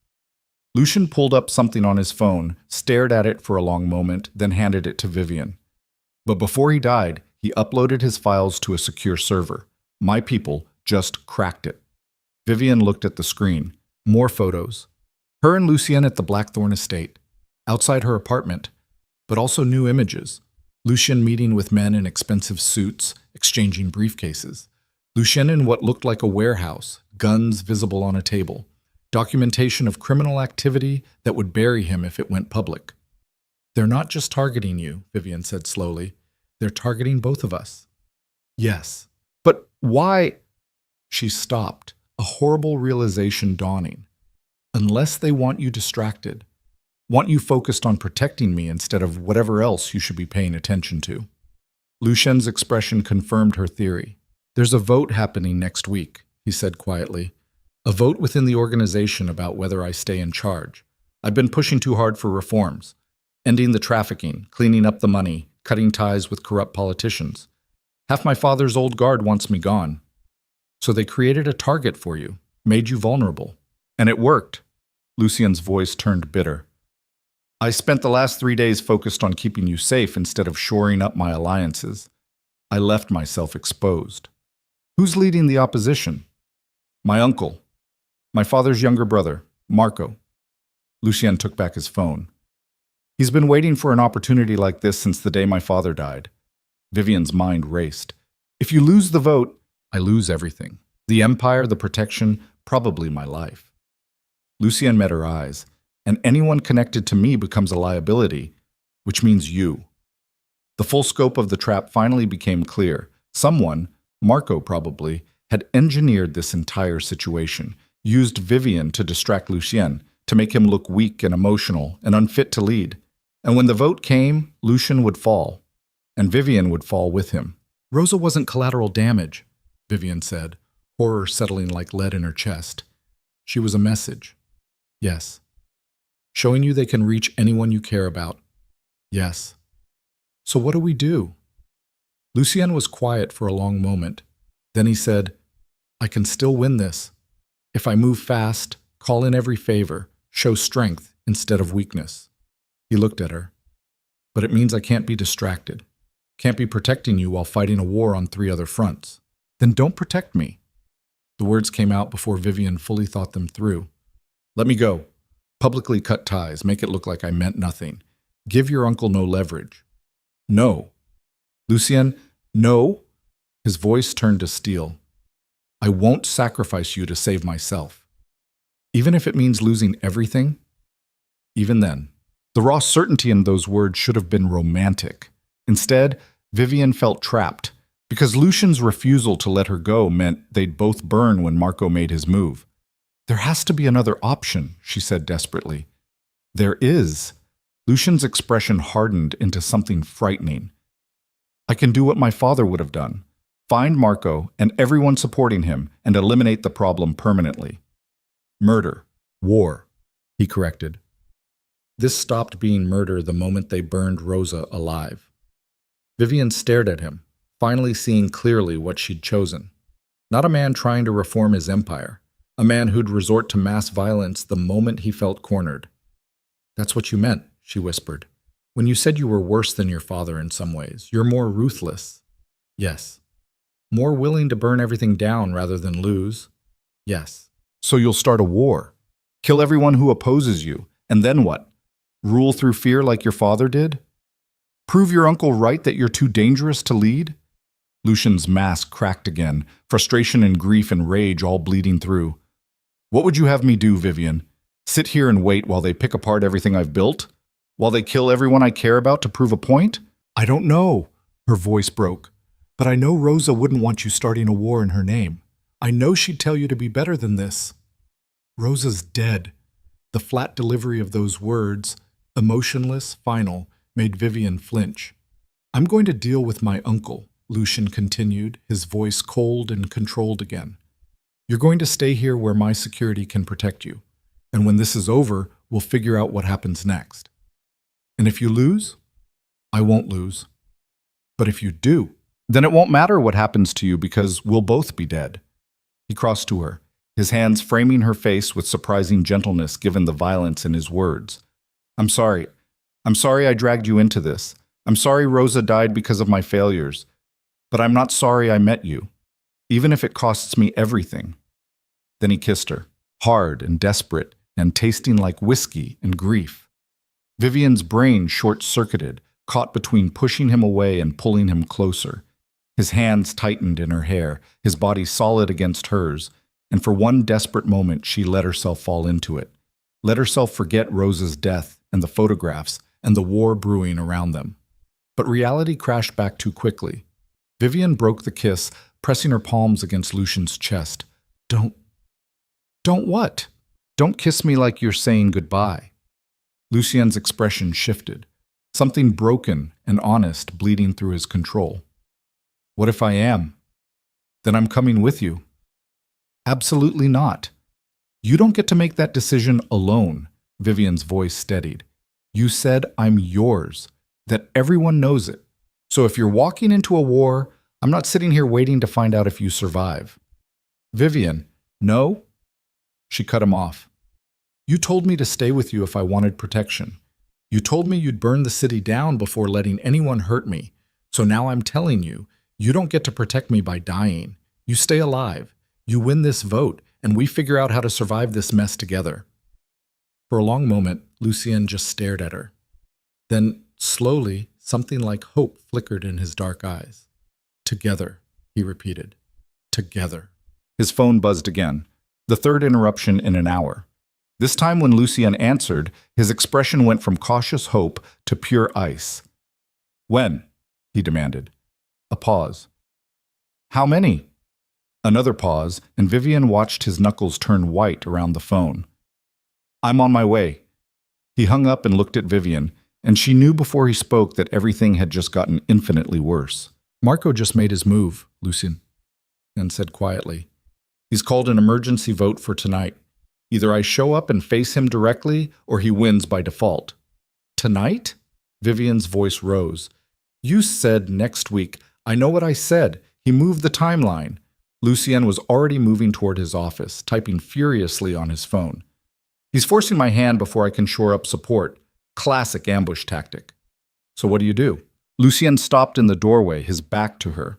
When he spoke, his voice carried the weight of someone making an impossible choice. I go to the vote. I face Marco directly, and I either win or I die trying. He turned around, and Vivian saw real fear in his eyes for the first time.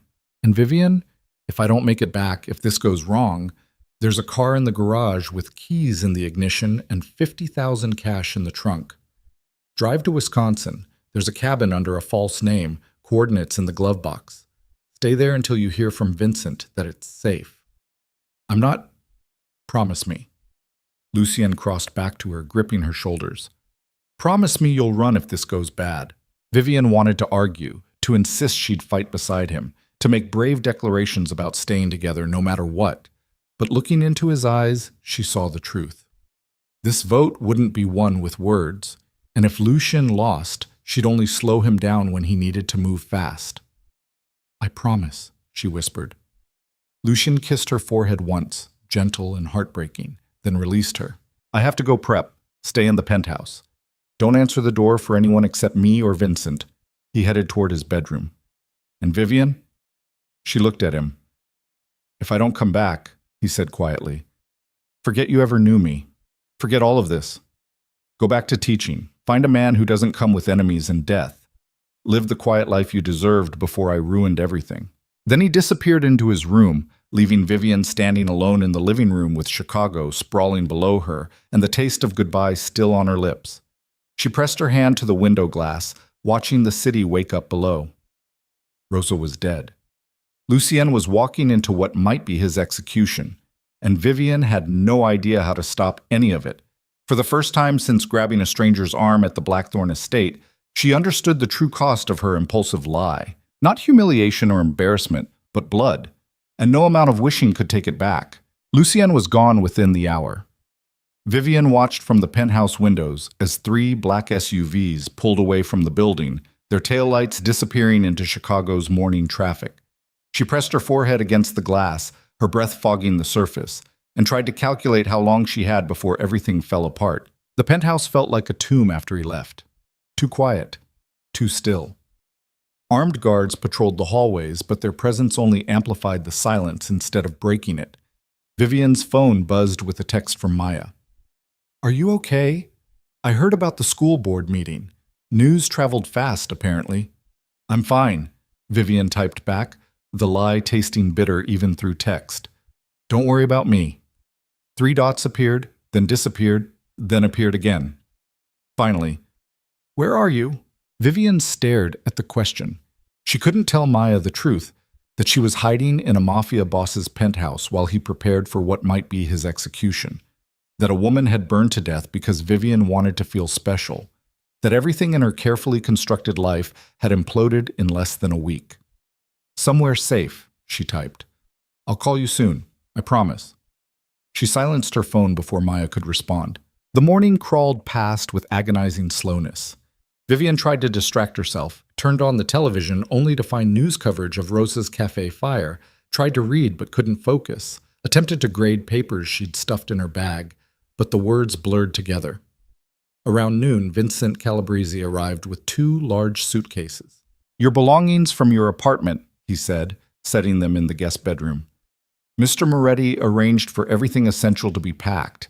If anything's missing, let me know and I'll have it retrieved." Vivian opened the first suitcase and found her clothes neatly folded, her favorite books stacked on top, the framed photo of her parents she kept on her nightstand carefully wrapped in bubble wrap. Someone had gone through her entire apartment, selecting what mattered, packing her life into 2 bags. The intimacy of it made her skin crawl. "Thank you," she managed. Vincent hesitated in the doorway. "Ms. Carter, I want you to know Mr. Moretti has made arrangements.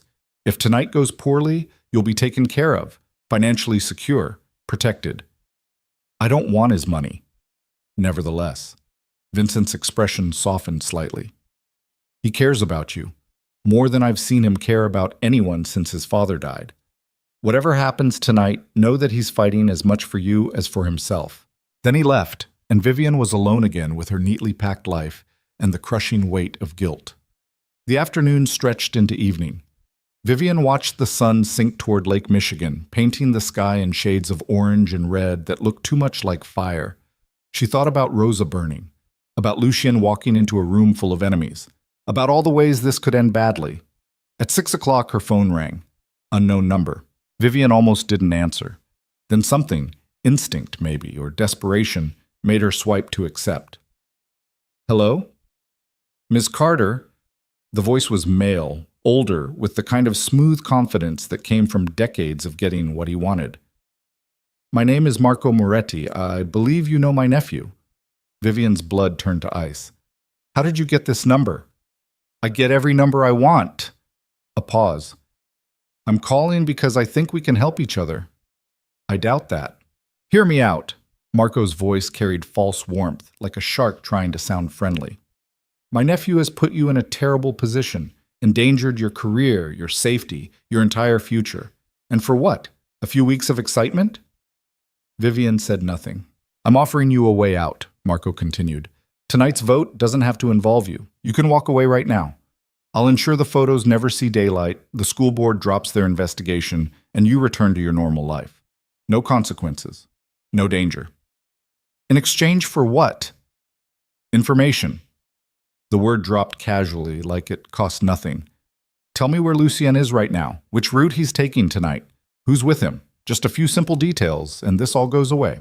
Vivian's grip tightened on her phone. "You want me to help you kill him?" "I want you to help yourself." Marco's voice hardened slightly.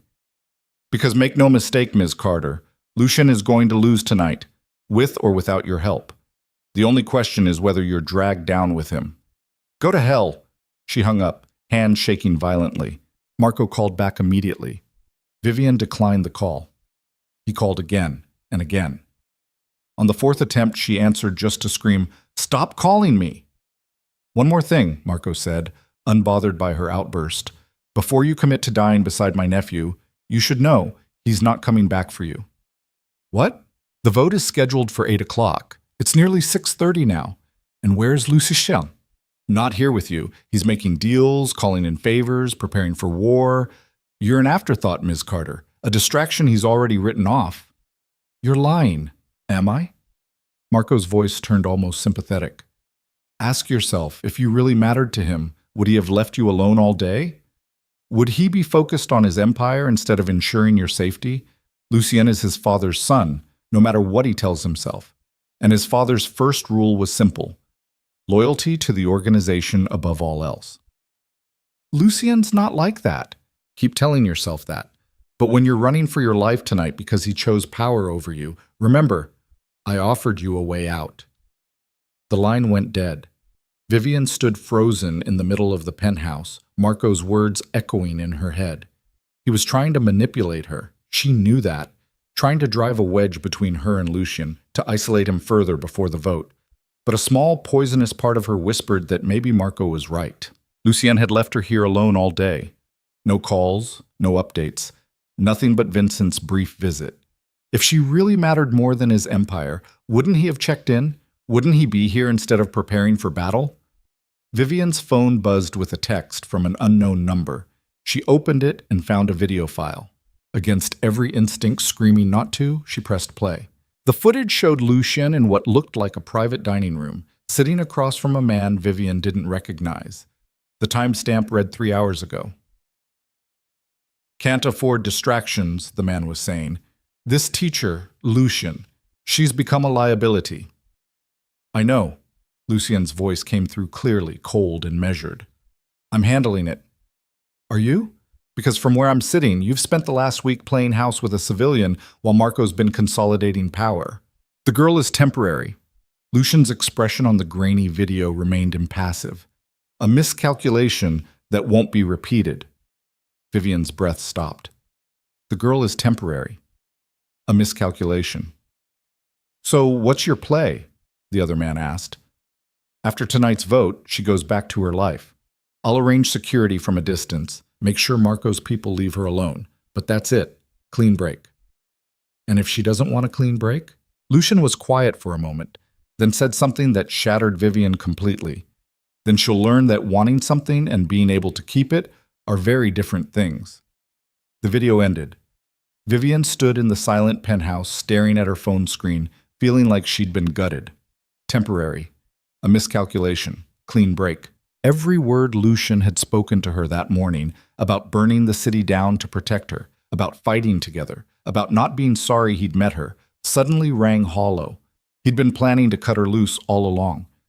Vivian's phone rang again. Marco. This time she answered.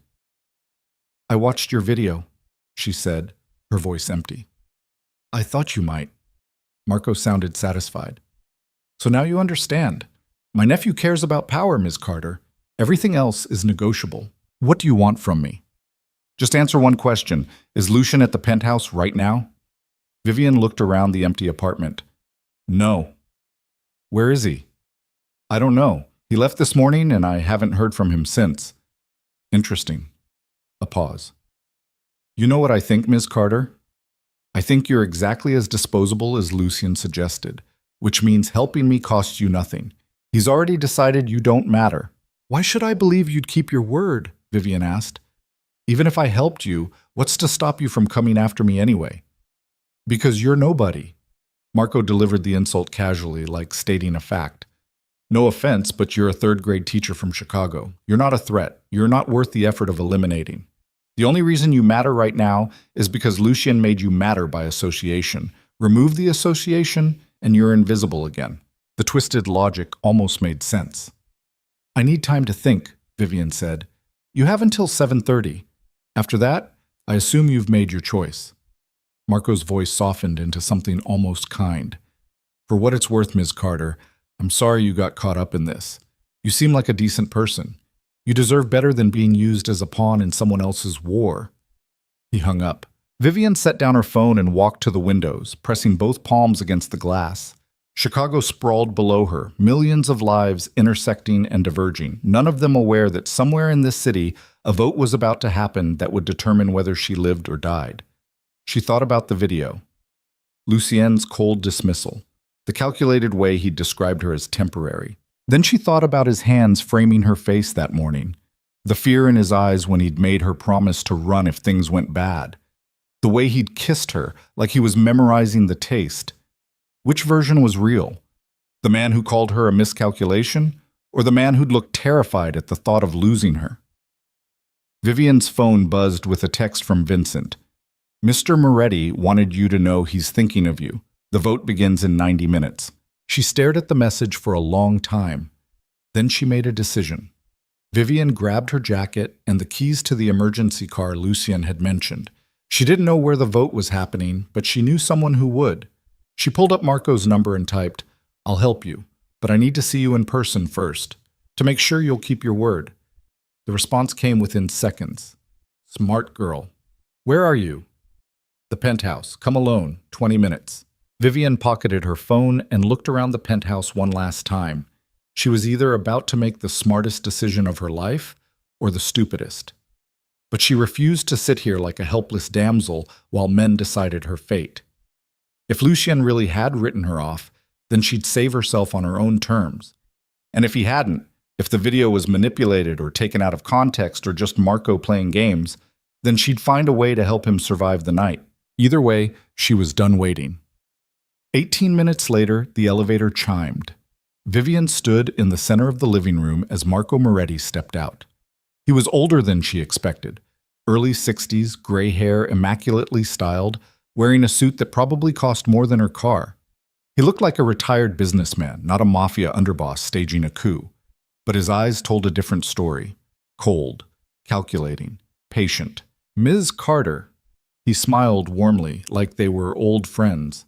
Thank you for seeing reason. I haven't agreed to anything yet, Vivian said. I want guarantees. Of course. Marco moved into the room with casual confidence, glancing around like he owned the place. Maybe he thought he would soon.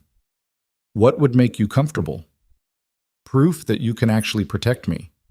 That the photos won't leak, the school board investigation goes away, all of it. I can provide that proof. Marco pulled out his phone, tapped a few times, then showed her the screen. These are the original photo files. Watch. He pressed delete. The files disappeared. The photographer's backup server, he continued, navigating to another screen. Also deleted. And here, he pulled up an email thread. My confirmation to the school board that their anonymous tip was from an unreliable source and should be disregarded. He'd already done it. Already wiped the evidence, called off the dogs, erased her connection to Lucien from the public record. Why? Vivian asked. If you've already cleaned this up, why do you still need information from me? Marco's smile widened. Because I want to make sure I chose the right person to spare. You see, Ms. Carter, I could have killed you. It would have been easy. A tragic accident, wrong place, wrong time. But I prefer cleaner solutions. You help me tonight, and you get to return to your nice, quiet life. Everyone wins. Except Lucien. Lucien made his choices. Just like you're making yours. Marco pocketed his phone. So, tell me, where's my nephew planning to be before the vote? Who's he meeting with? What's his strategy? Vivian's mind raced. She'd brought Marco here planning to, what? Trick him somehow? Get information? She hadn't thought beyond needing to do something instead of sitting helpless. He's meeting supporters at a restaurant downtown, Vivian said, the lie coming easier than expected. Gathering allies before the vote. I don't know which restaurant, but he left around noon. Marco studied her face, searching for deception. You're lying. I'm not. He didn't tell me details, just said he had meetings and I should stay here. Then how are you planning to help me? Vivian swallowed. I thought I could call him, convince him to meet somewhere, and you could ambush him? Marco laughed.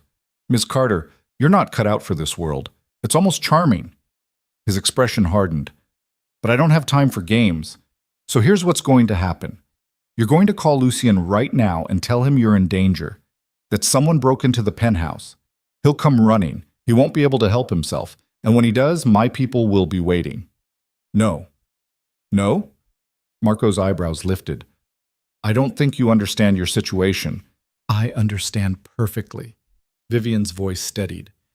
You've been playing me this whole time. That video was edited, probably not even from today. You needed me to doubt Lucien, to turn against him because you know I'm the one thing that might make him vulnerable. Marco's smile vanished. Clever girl. Not clever enough, but getting there. He pulled a gun from inside his jacket, casual, like he was retrieving his wallet, and aimed it at Vivian's chest. Call him, Marco said quietly, or I'll shoot you and use your death to draw him out anyway. At least this way you might survive the night. Vivian's heart hammered so hard she thought it might break through her ribs. Her phone felt like lead in her pocket. He won't come, she said, buying time. He told me himself I'm temporary, a distraction he's already written off. Then you have nothing to lose by making the call. Marco's finger moved to the trigger. 3 seconds, Ms. Carter. 3, 2, okay? Vivian pulled out her phone with shaking hands. Okay, I'll call him. She pulled up Lucien's contact, finger hovering over the call button. Then the lights went out. The entire penthouse plunged into darkness. Marco swore, his gun swinging toward the windows. Emergency lighting kicked in a moment later, dim red lights along the baseboards, just enough to navigate by. What did you do? Marco demanded. Nothing. I don't know. The elevator chimed. Both of them turned toward the sound. The doors opened, revealing a figure backlit by the elevator's emergency lighting. Lucien Moretti stepped into his penthouse holding a gun of his own, and the expression on his face promised violence. "Hello, Uncle," he said quietly. "Thanks for coming to me. Saves me the trouble of hunting you down." Marco swung his gun toward Lucien, but two things happened simultaneously. First, Vivian lunged forward, slamming into Marco's arm just as he pulled the trigger. The shot went wild, punching through a window instead of Lucien's chest. Second, Lucien fired twice, controlled, precise shots that hit Marco in the shoulder and leg. The older man crumpled, his gun clattering across the marble floor. Then Lucien was crossing the room, kicking Marco's weapon away before checking Vivian with frantic hands. "Are you hurt? Did he touch you?" "I'm fine," Vivian gasped, adrenaline making her voice shake. "I'm okay. How did you—" "I had the building surveilled. The moment Marco entered, I was notified." Lucien pulled her against him briefly, his heartbeat hammering against her chest, then released her to deal with his uncle. Marco lay bleeding on the floor, clutching his shoulder. "You're making a mistake, Lucien. Kill me and you start a war you can't win." "I'm not going to kill you." Lucien crouched beside him, gun still trained on Marco's head. "That would be what our father would do. I'm better than that." "So what then? You turn me over to the authorities? I'll be out in 24 hours. "No." Lucien's voice turned cold. "You're going to the vote tonight. Bleeding, defeated, humiliated. And you're going to tell everyone exactly what you did. How you burned an innocent woman alive. How you tried to kill me using a civilian as bait. How you put personal ambition over the organization's stability. Then you're going to withdraw your challenge and recommend I remain in charge." Marco actually laughed, blood bubbling at the corner of his mouth. "Why the hell would I do that?" "Because if you don't, I release evidence to every law enforcement agency in the country proving your involvement in the trafficking operations I've been shutting down." Lucien leaned closer.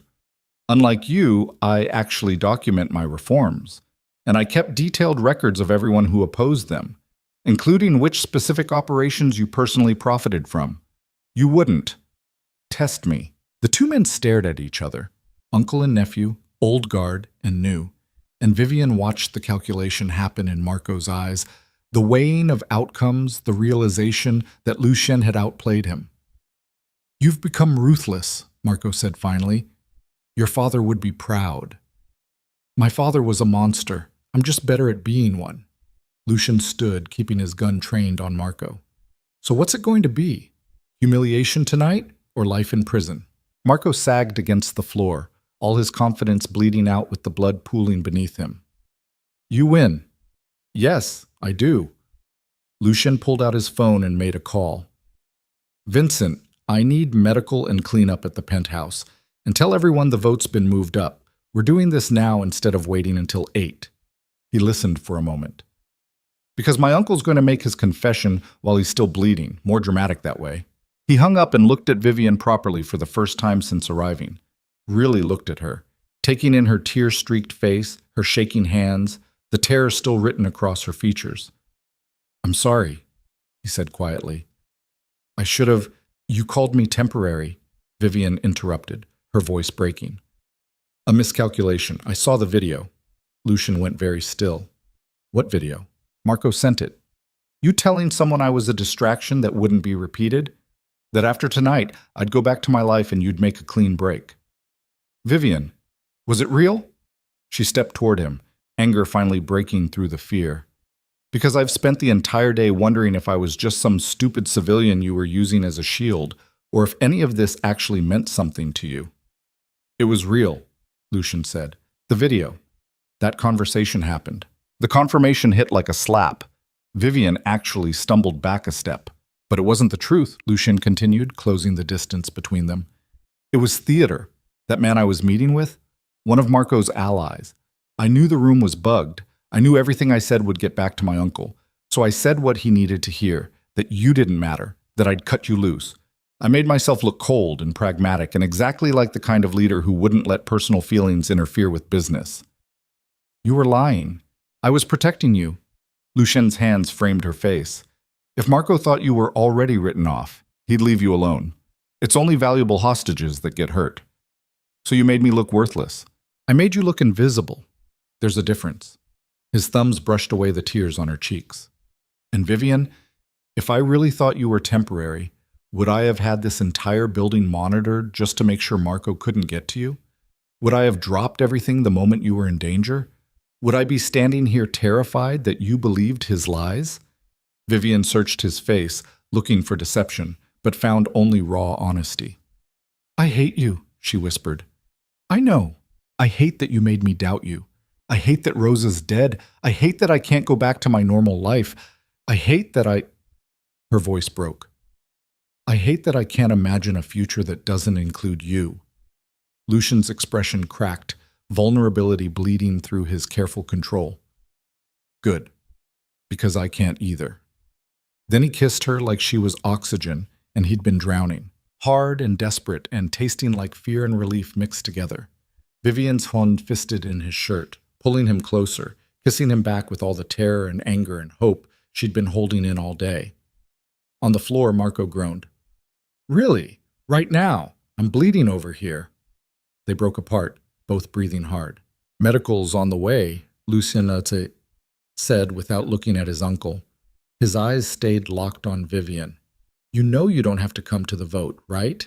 You can stay here. This part, the ugly political warfare, you don't need to see that. I'm coming, Vivian said firmly. Vivian?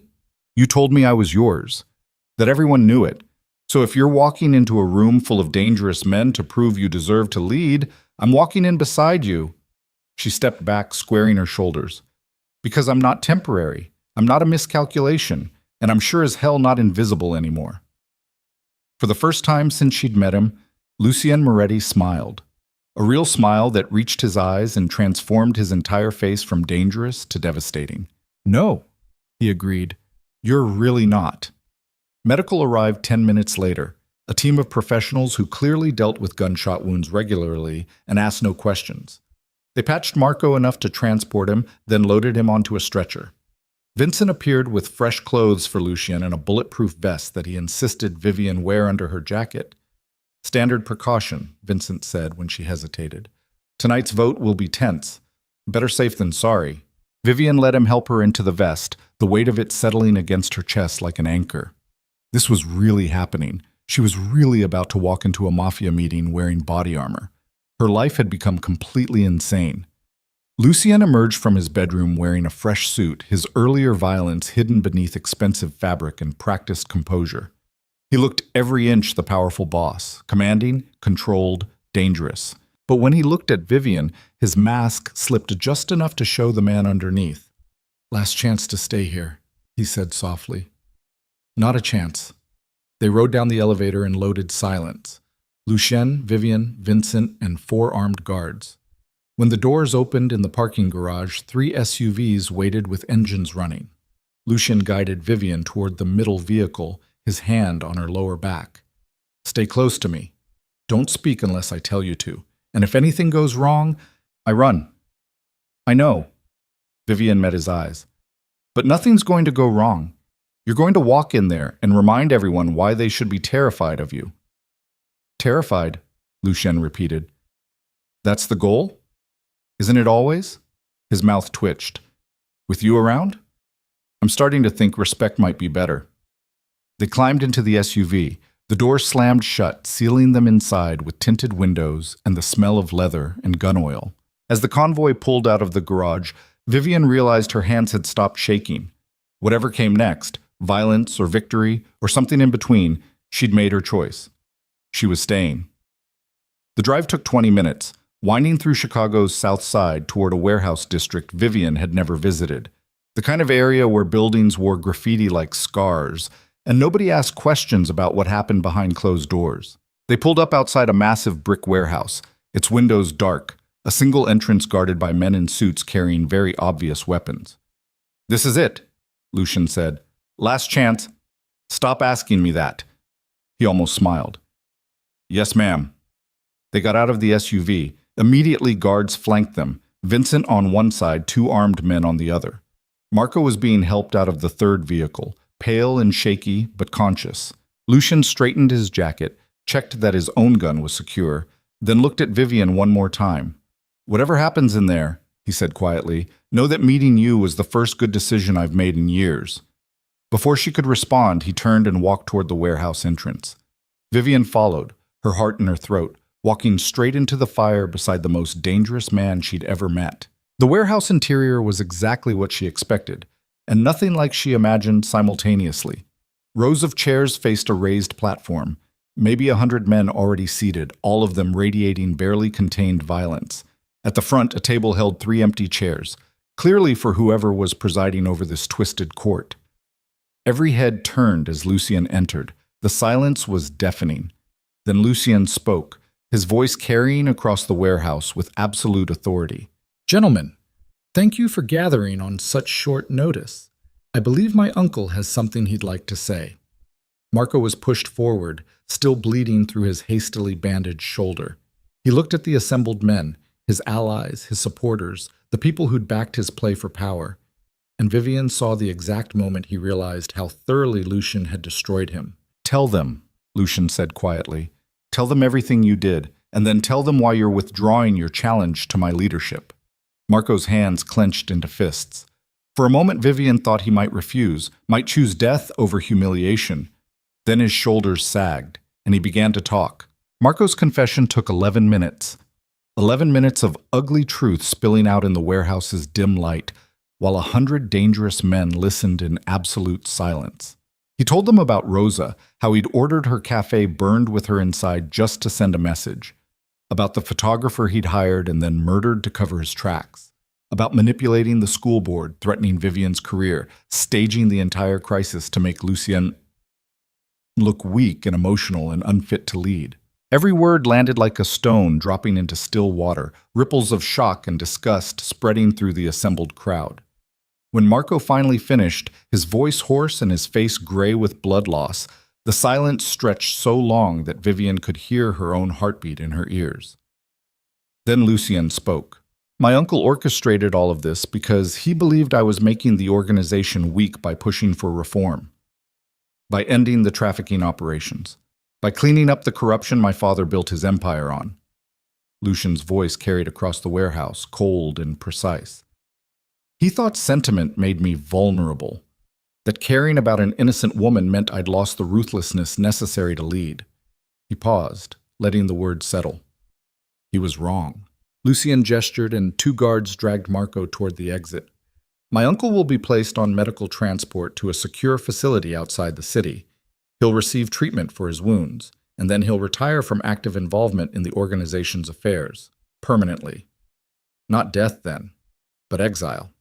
In this world, maybe that was worse. Marco's eyes locked on Lucien as he was hauled past. You think this makes you better than your father? You think showing mercy proves something? No. Lucien's expression remained cold. I think it proves I'm smart enough to learn from his mistakes. He ruled through fear and violence, and look where that got him, dead at 62 with enemies circling and an empire built on sand. I'm building something that lasts. By going soft. By being strategic, Lucien cut him off. Fear is expensive, Uncle. It requires constant maintenance, constant violence, constant proof that you're still the biggest monster in the room. Respect is cheaper. Respect makes people want to follow you instead of just being too scared not to. He turned away from Marco, addressing the assembled men instead. I know many of you shared my uncle's concerns. You wondered if I was compromising what made this organization powerful. If reform meant weakness. Lucien's gaze swept across the crowd, making contact with dozens of hard faces. Tonight should put those concerns to rest. I identified the threat, neutralized it without starting a war, and I'm still standing here. That's not weakness. That's efficiency. Someone in the back started clapping, then another. Within seconds, the entire warehouse erupted in applause. Not enthusiastic, not warm, but solid and certain. The sound of men acknowledging power when they saw it. Lucien let it continue for a moment, then raised one hand for silence. The vote, he said simply. 3 men moved to the table at the front, older members of the organization, arbiters chosen to ensure fairness. One of them stood, holding a tablet. All those in favor of maintaining Lucien Moretti as head of operations signify. Hands rose throughout the crowd. Vivian tried to count, but lost track after 40. More than half, definitely. Maybe 3/4. Opposed? A scattered handful of hands, maybe 10, loyalists to Marco or men too proud to change their position even after hearing the truth. The motion carries, the arbiter announced. Lucien Moretti remains in charge. This meeting is concluded. Just like that, it was over. The warehouse began emptying, men filing out in groups, already talking among themselves about what this meant, how the power structure would shift, who'd come out ahead, and who'd need to scramble to maintain their positions. Vivian stood frozen near the entrance, watching Lucien shake hands and exchange quiet words with various members of his organization. He looked completely in control, commanding respect, projecting strength, every inch the powerful boss who'd just survived a coup attempt. But Vivian noticed the small things others might miss. The tightness around his eyes, the way his jaw clenched between conversations, the exhaustion carved into the lines of his face. This had cost him, maybe not his position, but something. Vincent appeared at Vivian's elbow. "Ms. Carter, we should get you back to the penthouse. It's safer." "I'm staying with Lucien," she said firmly. Vincent glanced at his boss, then back at Vivian, and something like approval flickered across his professional mask. "Of course. I'll have the car ready when you're ready to leave."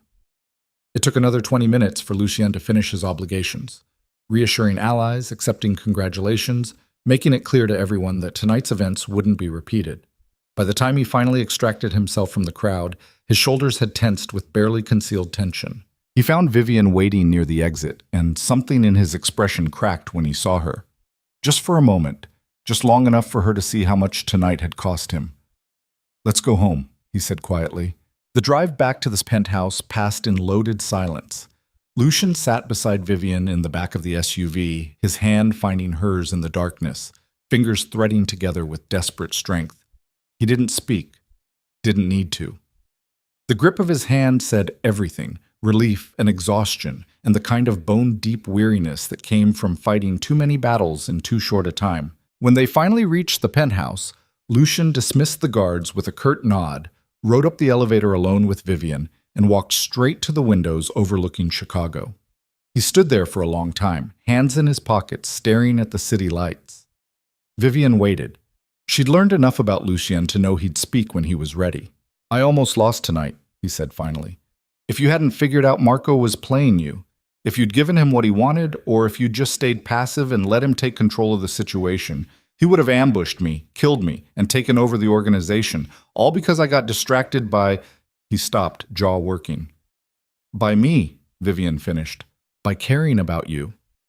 Lucien turned around, and the raw emotion in his face made her breath catch. Marco was right about one thing. You are a weakness. The biggest one I've ever had. Because for the first time in my entire life, I have something to lose that isn't power or money or territory.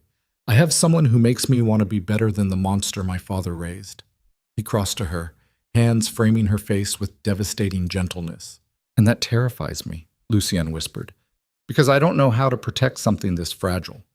I don't know how to keep you safe in a world designed to destroy anything I care about." Vivian's throat tightened. "You can't keep me completely safe. That's not how life works." "I know, but I need to try. Even if it's impossible, even if it means constantly looking over my shoulder and second-guessing every decision and driving myself insane trying to anticipate every possible threat." His thumbs brushed her cheekbones. "Because losing you would break something in me I wouldn't recover from." "Then don't lose me." Vivian covered his hands with hers. "Stop trying to protect me from everything and just let me stay. Let me choose this life, knowing all the risks. Let me be strong enough to handle it." "What if you're not? Then I'll figure it out." She pulled his hands down, holding them between them. "But Lucien, you have to stop treating me like I'm made of glass. I grabbed your arm at that party knowing exactly how insane it was. I moved into your penthouse after being followed by gunmen. I walked into a Mafia meeting wearing body armor. I'm not some delicate civilian who needs constant protection. I'm someone who chose you with open eyes, knowing the cost." Lucien stared at her for a long moment, something like wonder bleeding through his exhaustion. "How are you real?" "I ask myself the same thing about you." He kissed her then, not desperate or urgent like before, but slow and deep and tasting like promises neither of them knew if they could keep. Vivian melted into it, her hands fisting in his shirt, pulling him closer until there was no space left between them. When they finally broke apart, both breathing hard, Lucien rested his forehead against hers. "I need to tell you something," he said quietly, "about that video Marco sent you. You already explained not all of it."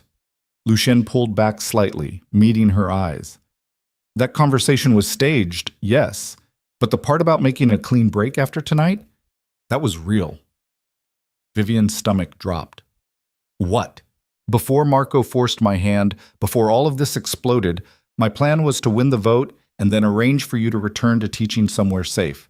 Somewhere far from Chicago, far from my enemies, with security watching over you from a distance, but no visible connection to me." His jaw tightened. "I was going to let you go, Vivian, for your own good, because I genuinely believed that was the only way to keep you alive." The confession hit like cold water. "You were going to make that choice for me." "Yes." "Without asking what I wanted." "Yes." No apology, no excuse, just brutal honesty. Vivian pulled away from him, needing space to process. "So what changed?" "You did." Lucian's voice roughened. "You proved tonight that you're not someone who needs saving. You brought Marco to me instead of running. You made split-second decisions under pressure that saved both our lives. You walked into that warehouse like you belonged there and didn't flinch even when the most dangerous men in Chicago were staring at you." He moved closer, though he didn't touch her this time. "I realized something watching you tonight," Lucien continued. "I've been so focused on protecting you from my world that I didn't see you'd already chosen it. You weren't a victim who got dragged into this. You were someone who looked at all the danger and chaos and violence and decided you wanted to stay anyway. And that kind of strength, that kind of stubborn, reckless courage, that's not something I have the right to take away by making decisions for you." Vivian's anger softened slightly. "So what are you saying?" "I'm saying the choice is yours. Really yours this time, with no manipulation or half-truths or me deciding what's best for you." Lucien's dark eyes held hers. "You can go back to teaching. I'll make sure Washington Elementary reinstates you, or I'll help you find a position somewhere else. I'll arrange security that's invisible but effective. You can have your normal life back, and I'll stay away except for making sure you're safe. Or you stay here with me, in this insane, dangerous life where I can't promise you'll always be safe, but I can promise I'll fight like hell to protect you. Where you'll have to deal with bodyguards and security protocols and the constant knowledge that my enemies will always see you as leverage. Where normal things like going to movies or grocery shopping require planning and armed escorts." He paused, vulnerability bleeding through his control. "But if you stay," Lucien said quietly, "you'll also have me. All of me. Not the cleaned-up version I thought you deserved, but the actual person, flaws and violence and trauma, and all the ways I'm still trying to be better than my father. And Vivian, I need you to know, I don't have a roadmap for this. I don't know how to be in a relationship. I don't know how to balance caring about someone with running a criminal organization. I'll probably fuck it up constantly." "Probably," Vivian agreed. "So what do you want?" She looked at him standing there in his expensive suit with exhaustion carved into his face and blood still visible on his collar from Marco's wounds and vulnerability written across his expression for the first time since she'd met him. Then she looked around the penthouse, this strange in-between space that wasn't quite home but wasn't quite prison either. Finally, she looked inside herself at the person she'd become over the past week. Not the careful third-grade teacher who alphabetized her spice rack and played it safe. Someone newer. Someone who'd discovered that safety was overrated and taking risks sometimes led to finding things worth fighting for. "I want to stay," Vivian said, "but I need to do something first." Lucien's expression shifted. Hope and fear mixed together. "What?" "I need to resign from Washington Elementary. Properly. In person." She held up a hand when Lucien started to protest. "Not because you're making me. Because I can't go back there. Even if the school board reinstates me, even if Marco's threats disappear, I can't walk into that classroom and teach those kids while constantly looking over my shoulder. They deserve better than a teacher who's half present because she's worried about danger following her home." "Vivian, yung ba sit pa pauan?" I'm not giving up teaching. Her voice strengthened. I'm just giving up teaching there. There are other schools, other ways to make a difference. But staying at Washington would be selfish.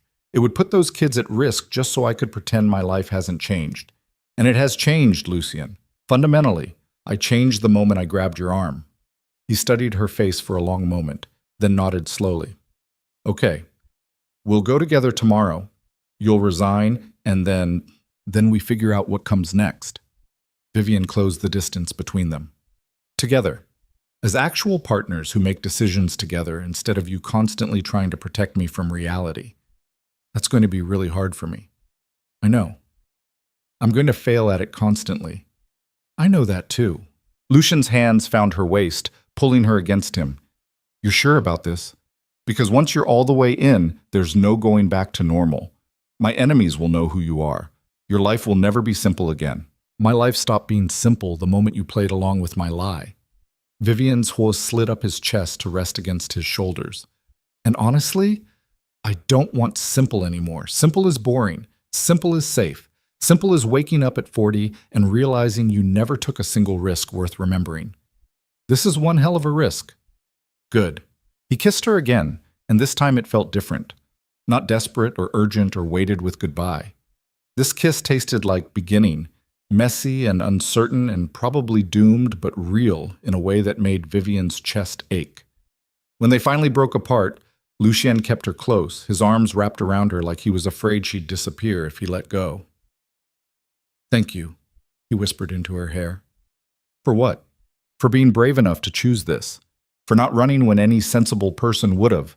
For making me think I might actually deserve something good for once. Vivian pulled back enough to look at his face. You don't deserve me because you're good, Lucien. You deserve me because you're trying, because you're fighting to be better than the person you were raised to be. That's harder than just being good from the start. Something in his expression cracked completely, and for just a moment Vivian saw the boy who'd watched his mother leave when he was 7. The teenager who'd realized he'd never escape the life chosen for him. The man carrying decades of violence and trying to figure out how to build something cleaner from the ruins. I love you, Lucien said, the words rough and unpracticed, like he'd never said them before. I don't know if that means anything coming from someone like me, but it's true. Vivian's eyes burned. It means everything coming from someone like you because you don't say things you don't mean. No, I don't.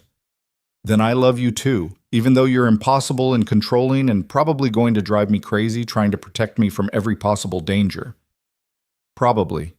His mouth twitched. Definitely. They stood there holding each other while Chicago glittered beyond the windows. Two people who'd crashed into each other's lives with spectacular chaos and somehow decided to make it work anyway. Eventually, exhaustion pulled them toward sleep. They collapsed in Lucien's massive bed. Not the guest room, not separate spaces, but together in the tangle of expensive sheets and shared warmth.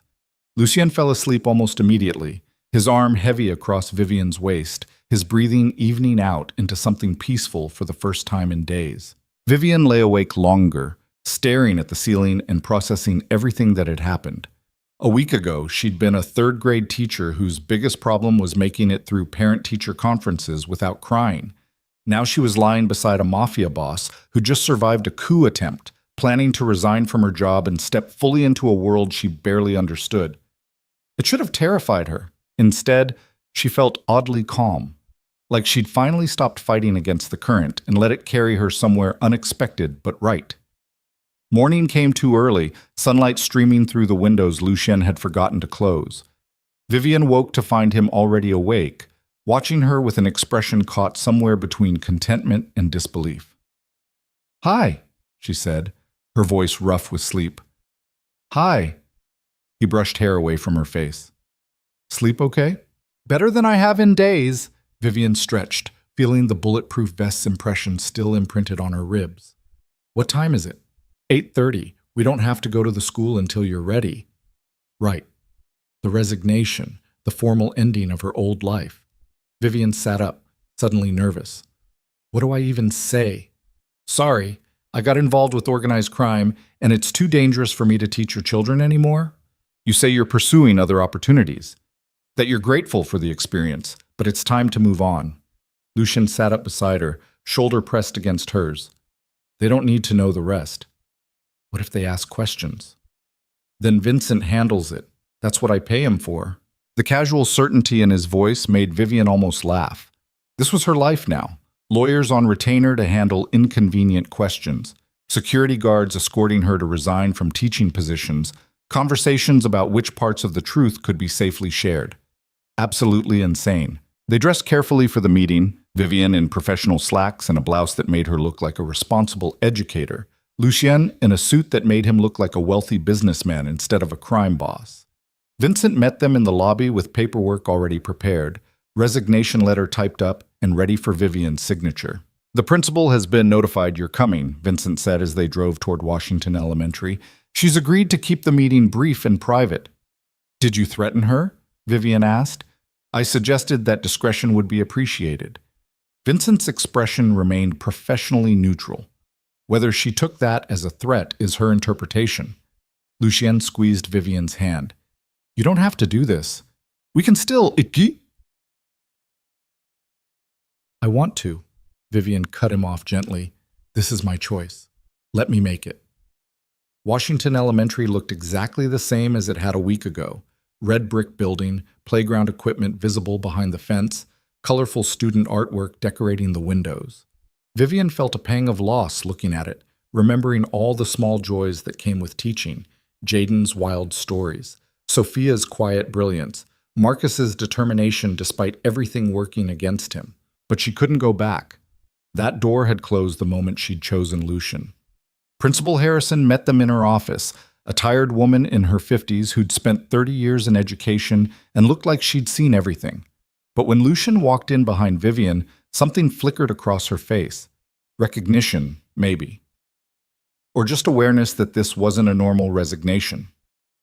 Ms. Carter, the principal gestured to the chairs across from her desk. Please, sit. Vivian sat. Lucien remained standing behind her chair, a silent presence radiating controlled power. I'll be brief, Vivian said, her voice steadier than she expected. I'm resigning effective immediately. I know that creates difficulties with finding a replacement mid-year, and I'm sorry for the disruption, but I can't continue teaching here. Personal reasons. Principal Harrison studied her face for a long moment. Does this have anything to do with the school board investigation? The investigation was resolved, Vincent interjected smoothly. All allegations were found to be baseless, and the matter is closed. I see. The principal's gaze shifted to Lucien, then back to Vivian. You're a good teacher, Ms. Carter. Your students will miss you. I'll miss them too. Vivian's throat tightened. But this is the right decision. For you or for them? The question hit harder than expected.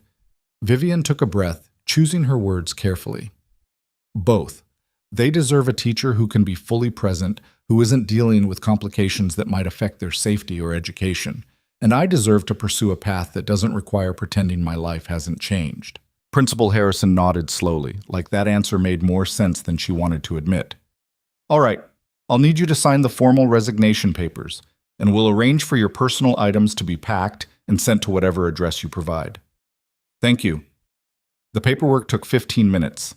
Vivian signed her name on 3 different documents, officially severing her connection to Washington Elementary. When it was done, Principal Harrison stood and extended her hand.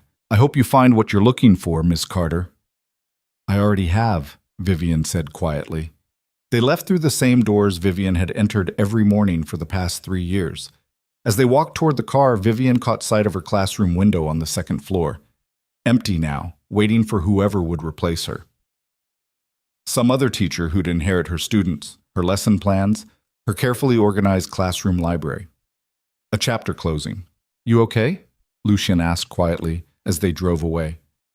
Yeah. Vivian wiped at her eyes. Yeah, I think I am. It's just ending. Really ending. Something else will begin. I know. She looked at him. What happens now? Now.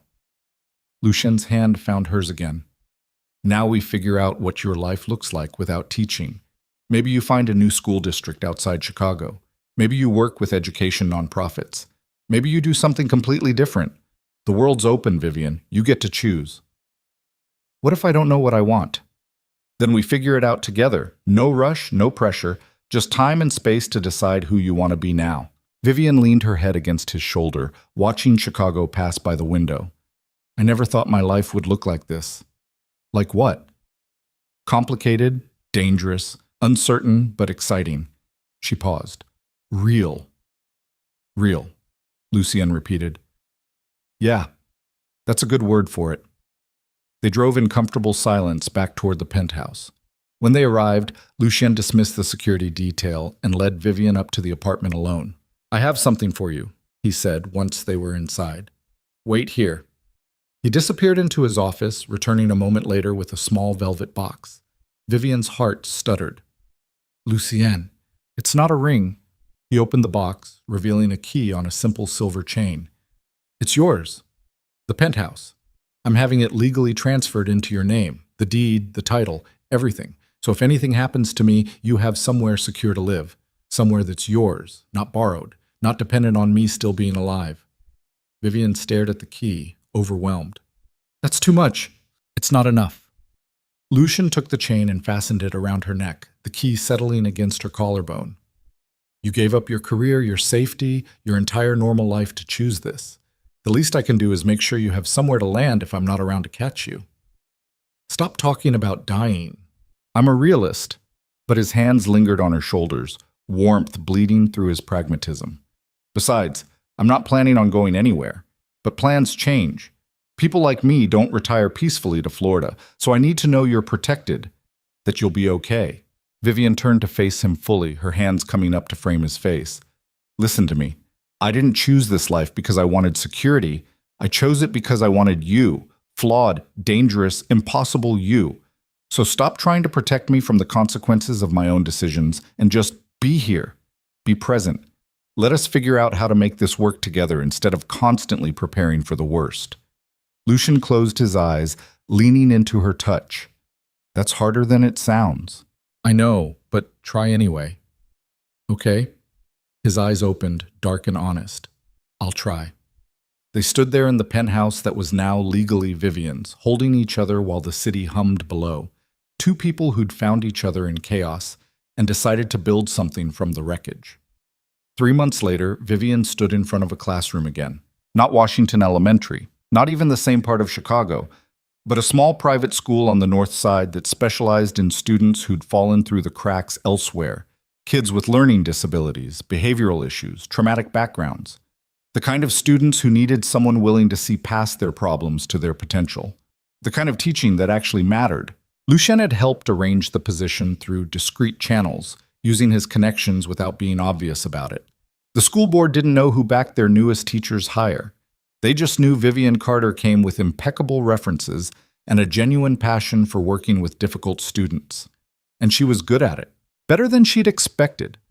These kids needed someone who understood that life was complicated and messy, and sometimes the rules didn't apply the way they should. Someone who'd made questionable choices herself and come out the other side stronger. Vivian was that person now.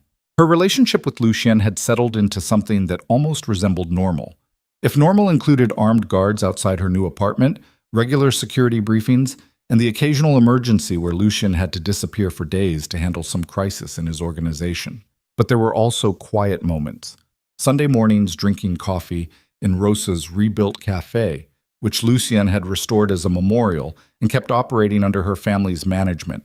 Date nights at hidden restaurants where they could be just two people instead of a mafia boss and his complicated girlfriend. Late-night conversations about everything and nothing while Chicago glittered beyond the windows. It wasn't perfect, but it was real. And real, Vivian had learned, was worth more than perfect ever could be. 6 months after the warehouse vote, Lucien took Vivian back to the Blackthorn estate for another gala. Same crystal chandeliers, same wealthy crowd, same false smiles hiding brutal ambition. But this time, Vivian walked in on Lucien's arm openly. No pretense, no lies, just two people who'd chosen each other despite every logical reason not to. Ethan was there with Claire, both of them looking uncomfortable when they spotted Vivian and Lucien entering together. They kept their distance all evening, which was fine with Vivian. That chapter of her life felt like ancient history now. You know what's funny? Vivian said as they danced beneath the same chandeliers where their charade had started. A year ago, I would have done anything to make Ethan regret leaving me, to prove I was worth something. And now? Now I don't care what he thinks. Because I already know what I'm worth. She looked up at Lucien. And I know what you're worth, too, despite everything people say about you. Lucien's arms tightened around her waist. What am I worth? Everything. Vivian said it simply, honestly. You're worth every complicated, dangerous, impossible moment. You're worth choosing over safety. You're worth fighting for. Something in Lucien's expression cracked, that careful control he maintained in public slipping just enough to show the man underneath. I don't deserve you. Probably not, but you're stuck with me anyway. He smiled then, a real smile that transformed his entire face, and kissed her right there on the dance floor with half of Chicago's elite watching. Let them watch, Vivian thought. Let them whisper and speculate and judge. Let them think whatever they wanted about the third-grade teacher who'd somehow ended up with one of the most dangerous men in the city. She knew the truth, that sometimes the worst decisions led to the best outcomes, that grabbing a stranger's arm at a party could change your entire life, that love didn't have to be safe to be real, and that the most dangerous thing Lucien Moretti had ever done wasn't building a criminal empire or surviving countless enemies or reforming decades of corruption. It was falling in love with a woman who'd accidentally chosen him when she'd been desperate enough to lie. A woman who'd looked at all the darkness surrounding him and decided to stay anyway. A woman who proved that sometimes the bravest thing you could do was choose the complicated, messy, beautiful disaster over the safe, predictable, comfortable lie. As they swayed together beneath the glittering lights, Vivian caught sight of Maya across the ballroom. Her friend raised her champagne glass in a subtle toast, acknowledgement that maybe, just maybe, Vivian had known what she was doing all along. Or maybe she'd just gotten incredibly lucky. Either way, Vivian wasn't letting go. What are you thinking about? Lucien asked quietly. That night, Vivian said, when I grabbed your arm and started this whole mess. Regret it? She pulled back to look at his face, the sharp features, the dark eyes, the mouth that rarely smiled but transformed when it did. She thought about everything they'd survived together. Rosa's death, Marco's betrayal, the warehouse vote, her resignation, the slow, difficult work of building something real from chaos. Not for a second, Vivian said, and she meant it, because the woman who'd grabbed a stranger's arm in desperate humiliation was gone, replaced by someone stronger, braver, more willing to fight for what mattered, someone who'd learned that the most dangerous lies weren't the ones you told others. They were the ones you told yourself about who you were supposed to be. And the moment Vivian stopped lying to herself, the moment she admitted she was tired of being invisible and safe and perfectly appropriate, her real life had finally begun. In the arms of the most dangerous man she'd ever met, who turned out to be exactly what she needed. The song ended. Applause rippled through the ballroom. Lucien kept Vivian close for an extra heartbeat, his hand warm against her spine, his breath stirring her hair. Ready to go home? He asked. Yes, Vivian smiled. Take me home. They left the Blackthorn estate together, walking out into the Chicago night with the city lights reflecting off the lake and possibilities stretching ahead of them like an open road. Behind them, the ballroom continued spinning, the same fake smiles, the same hidden agendas, the same endless performance of wealth and power.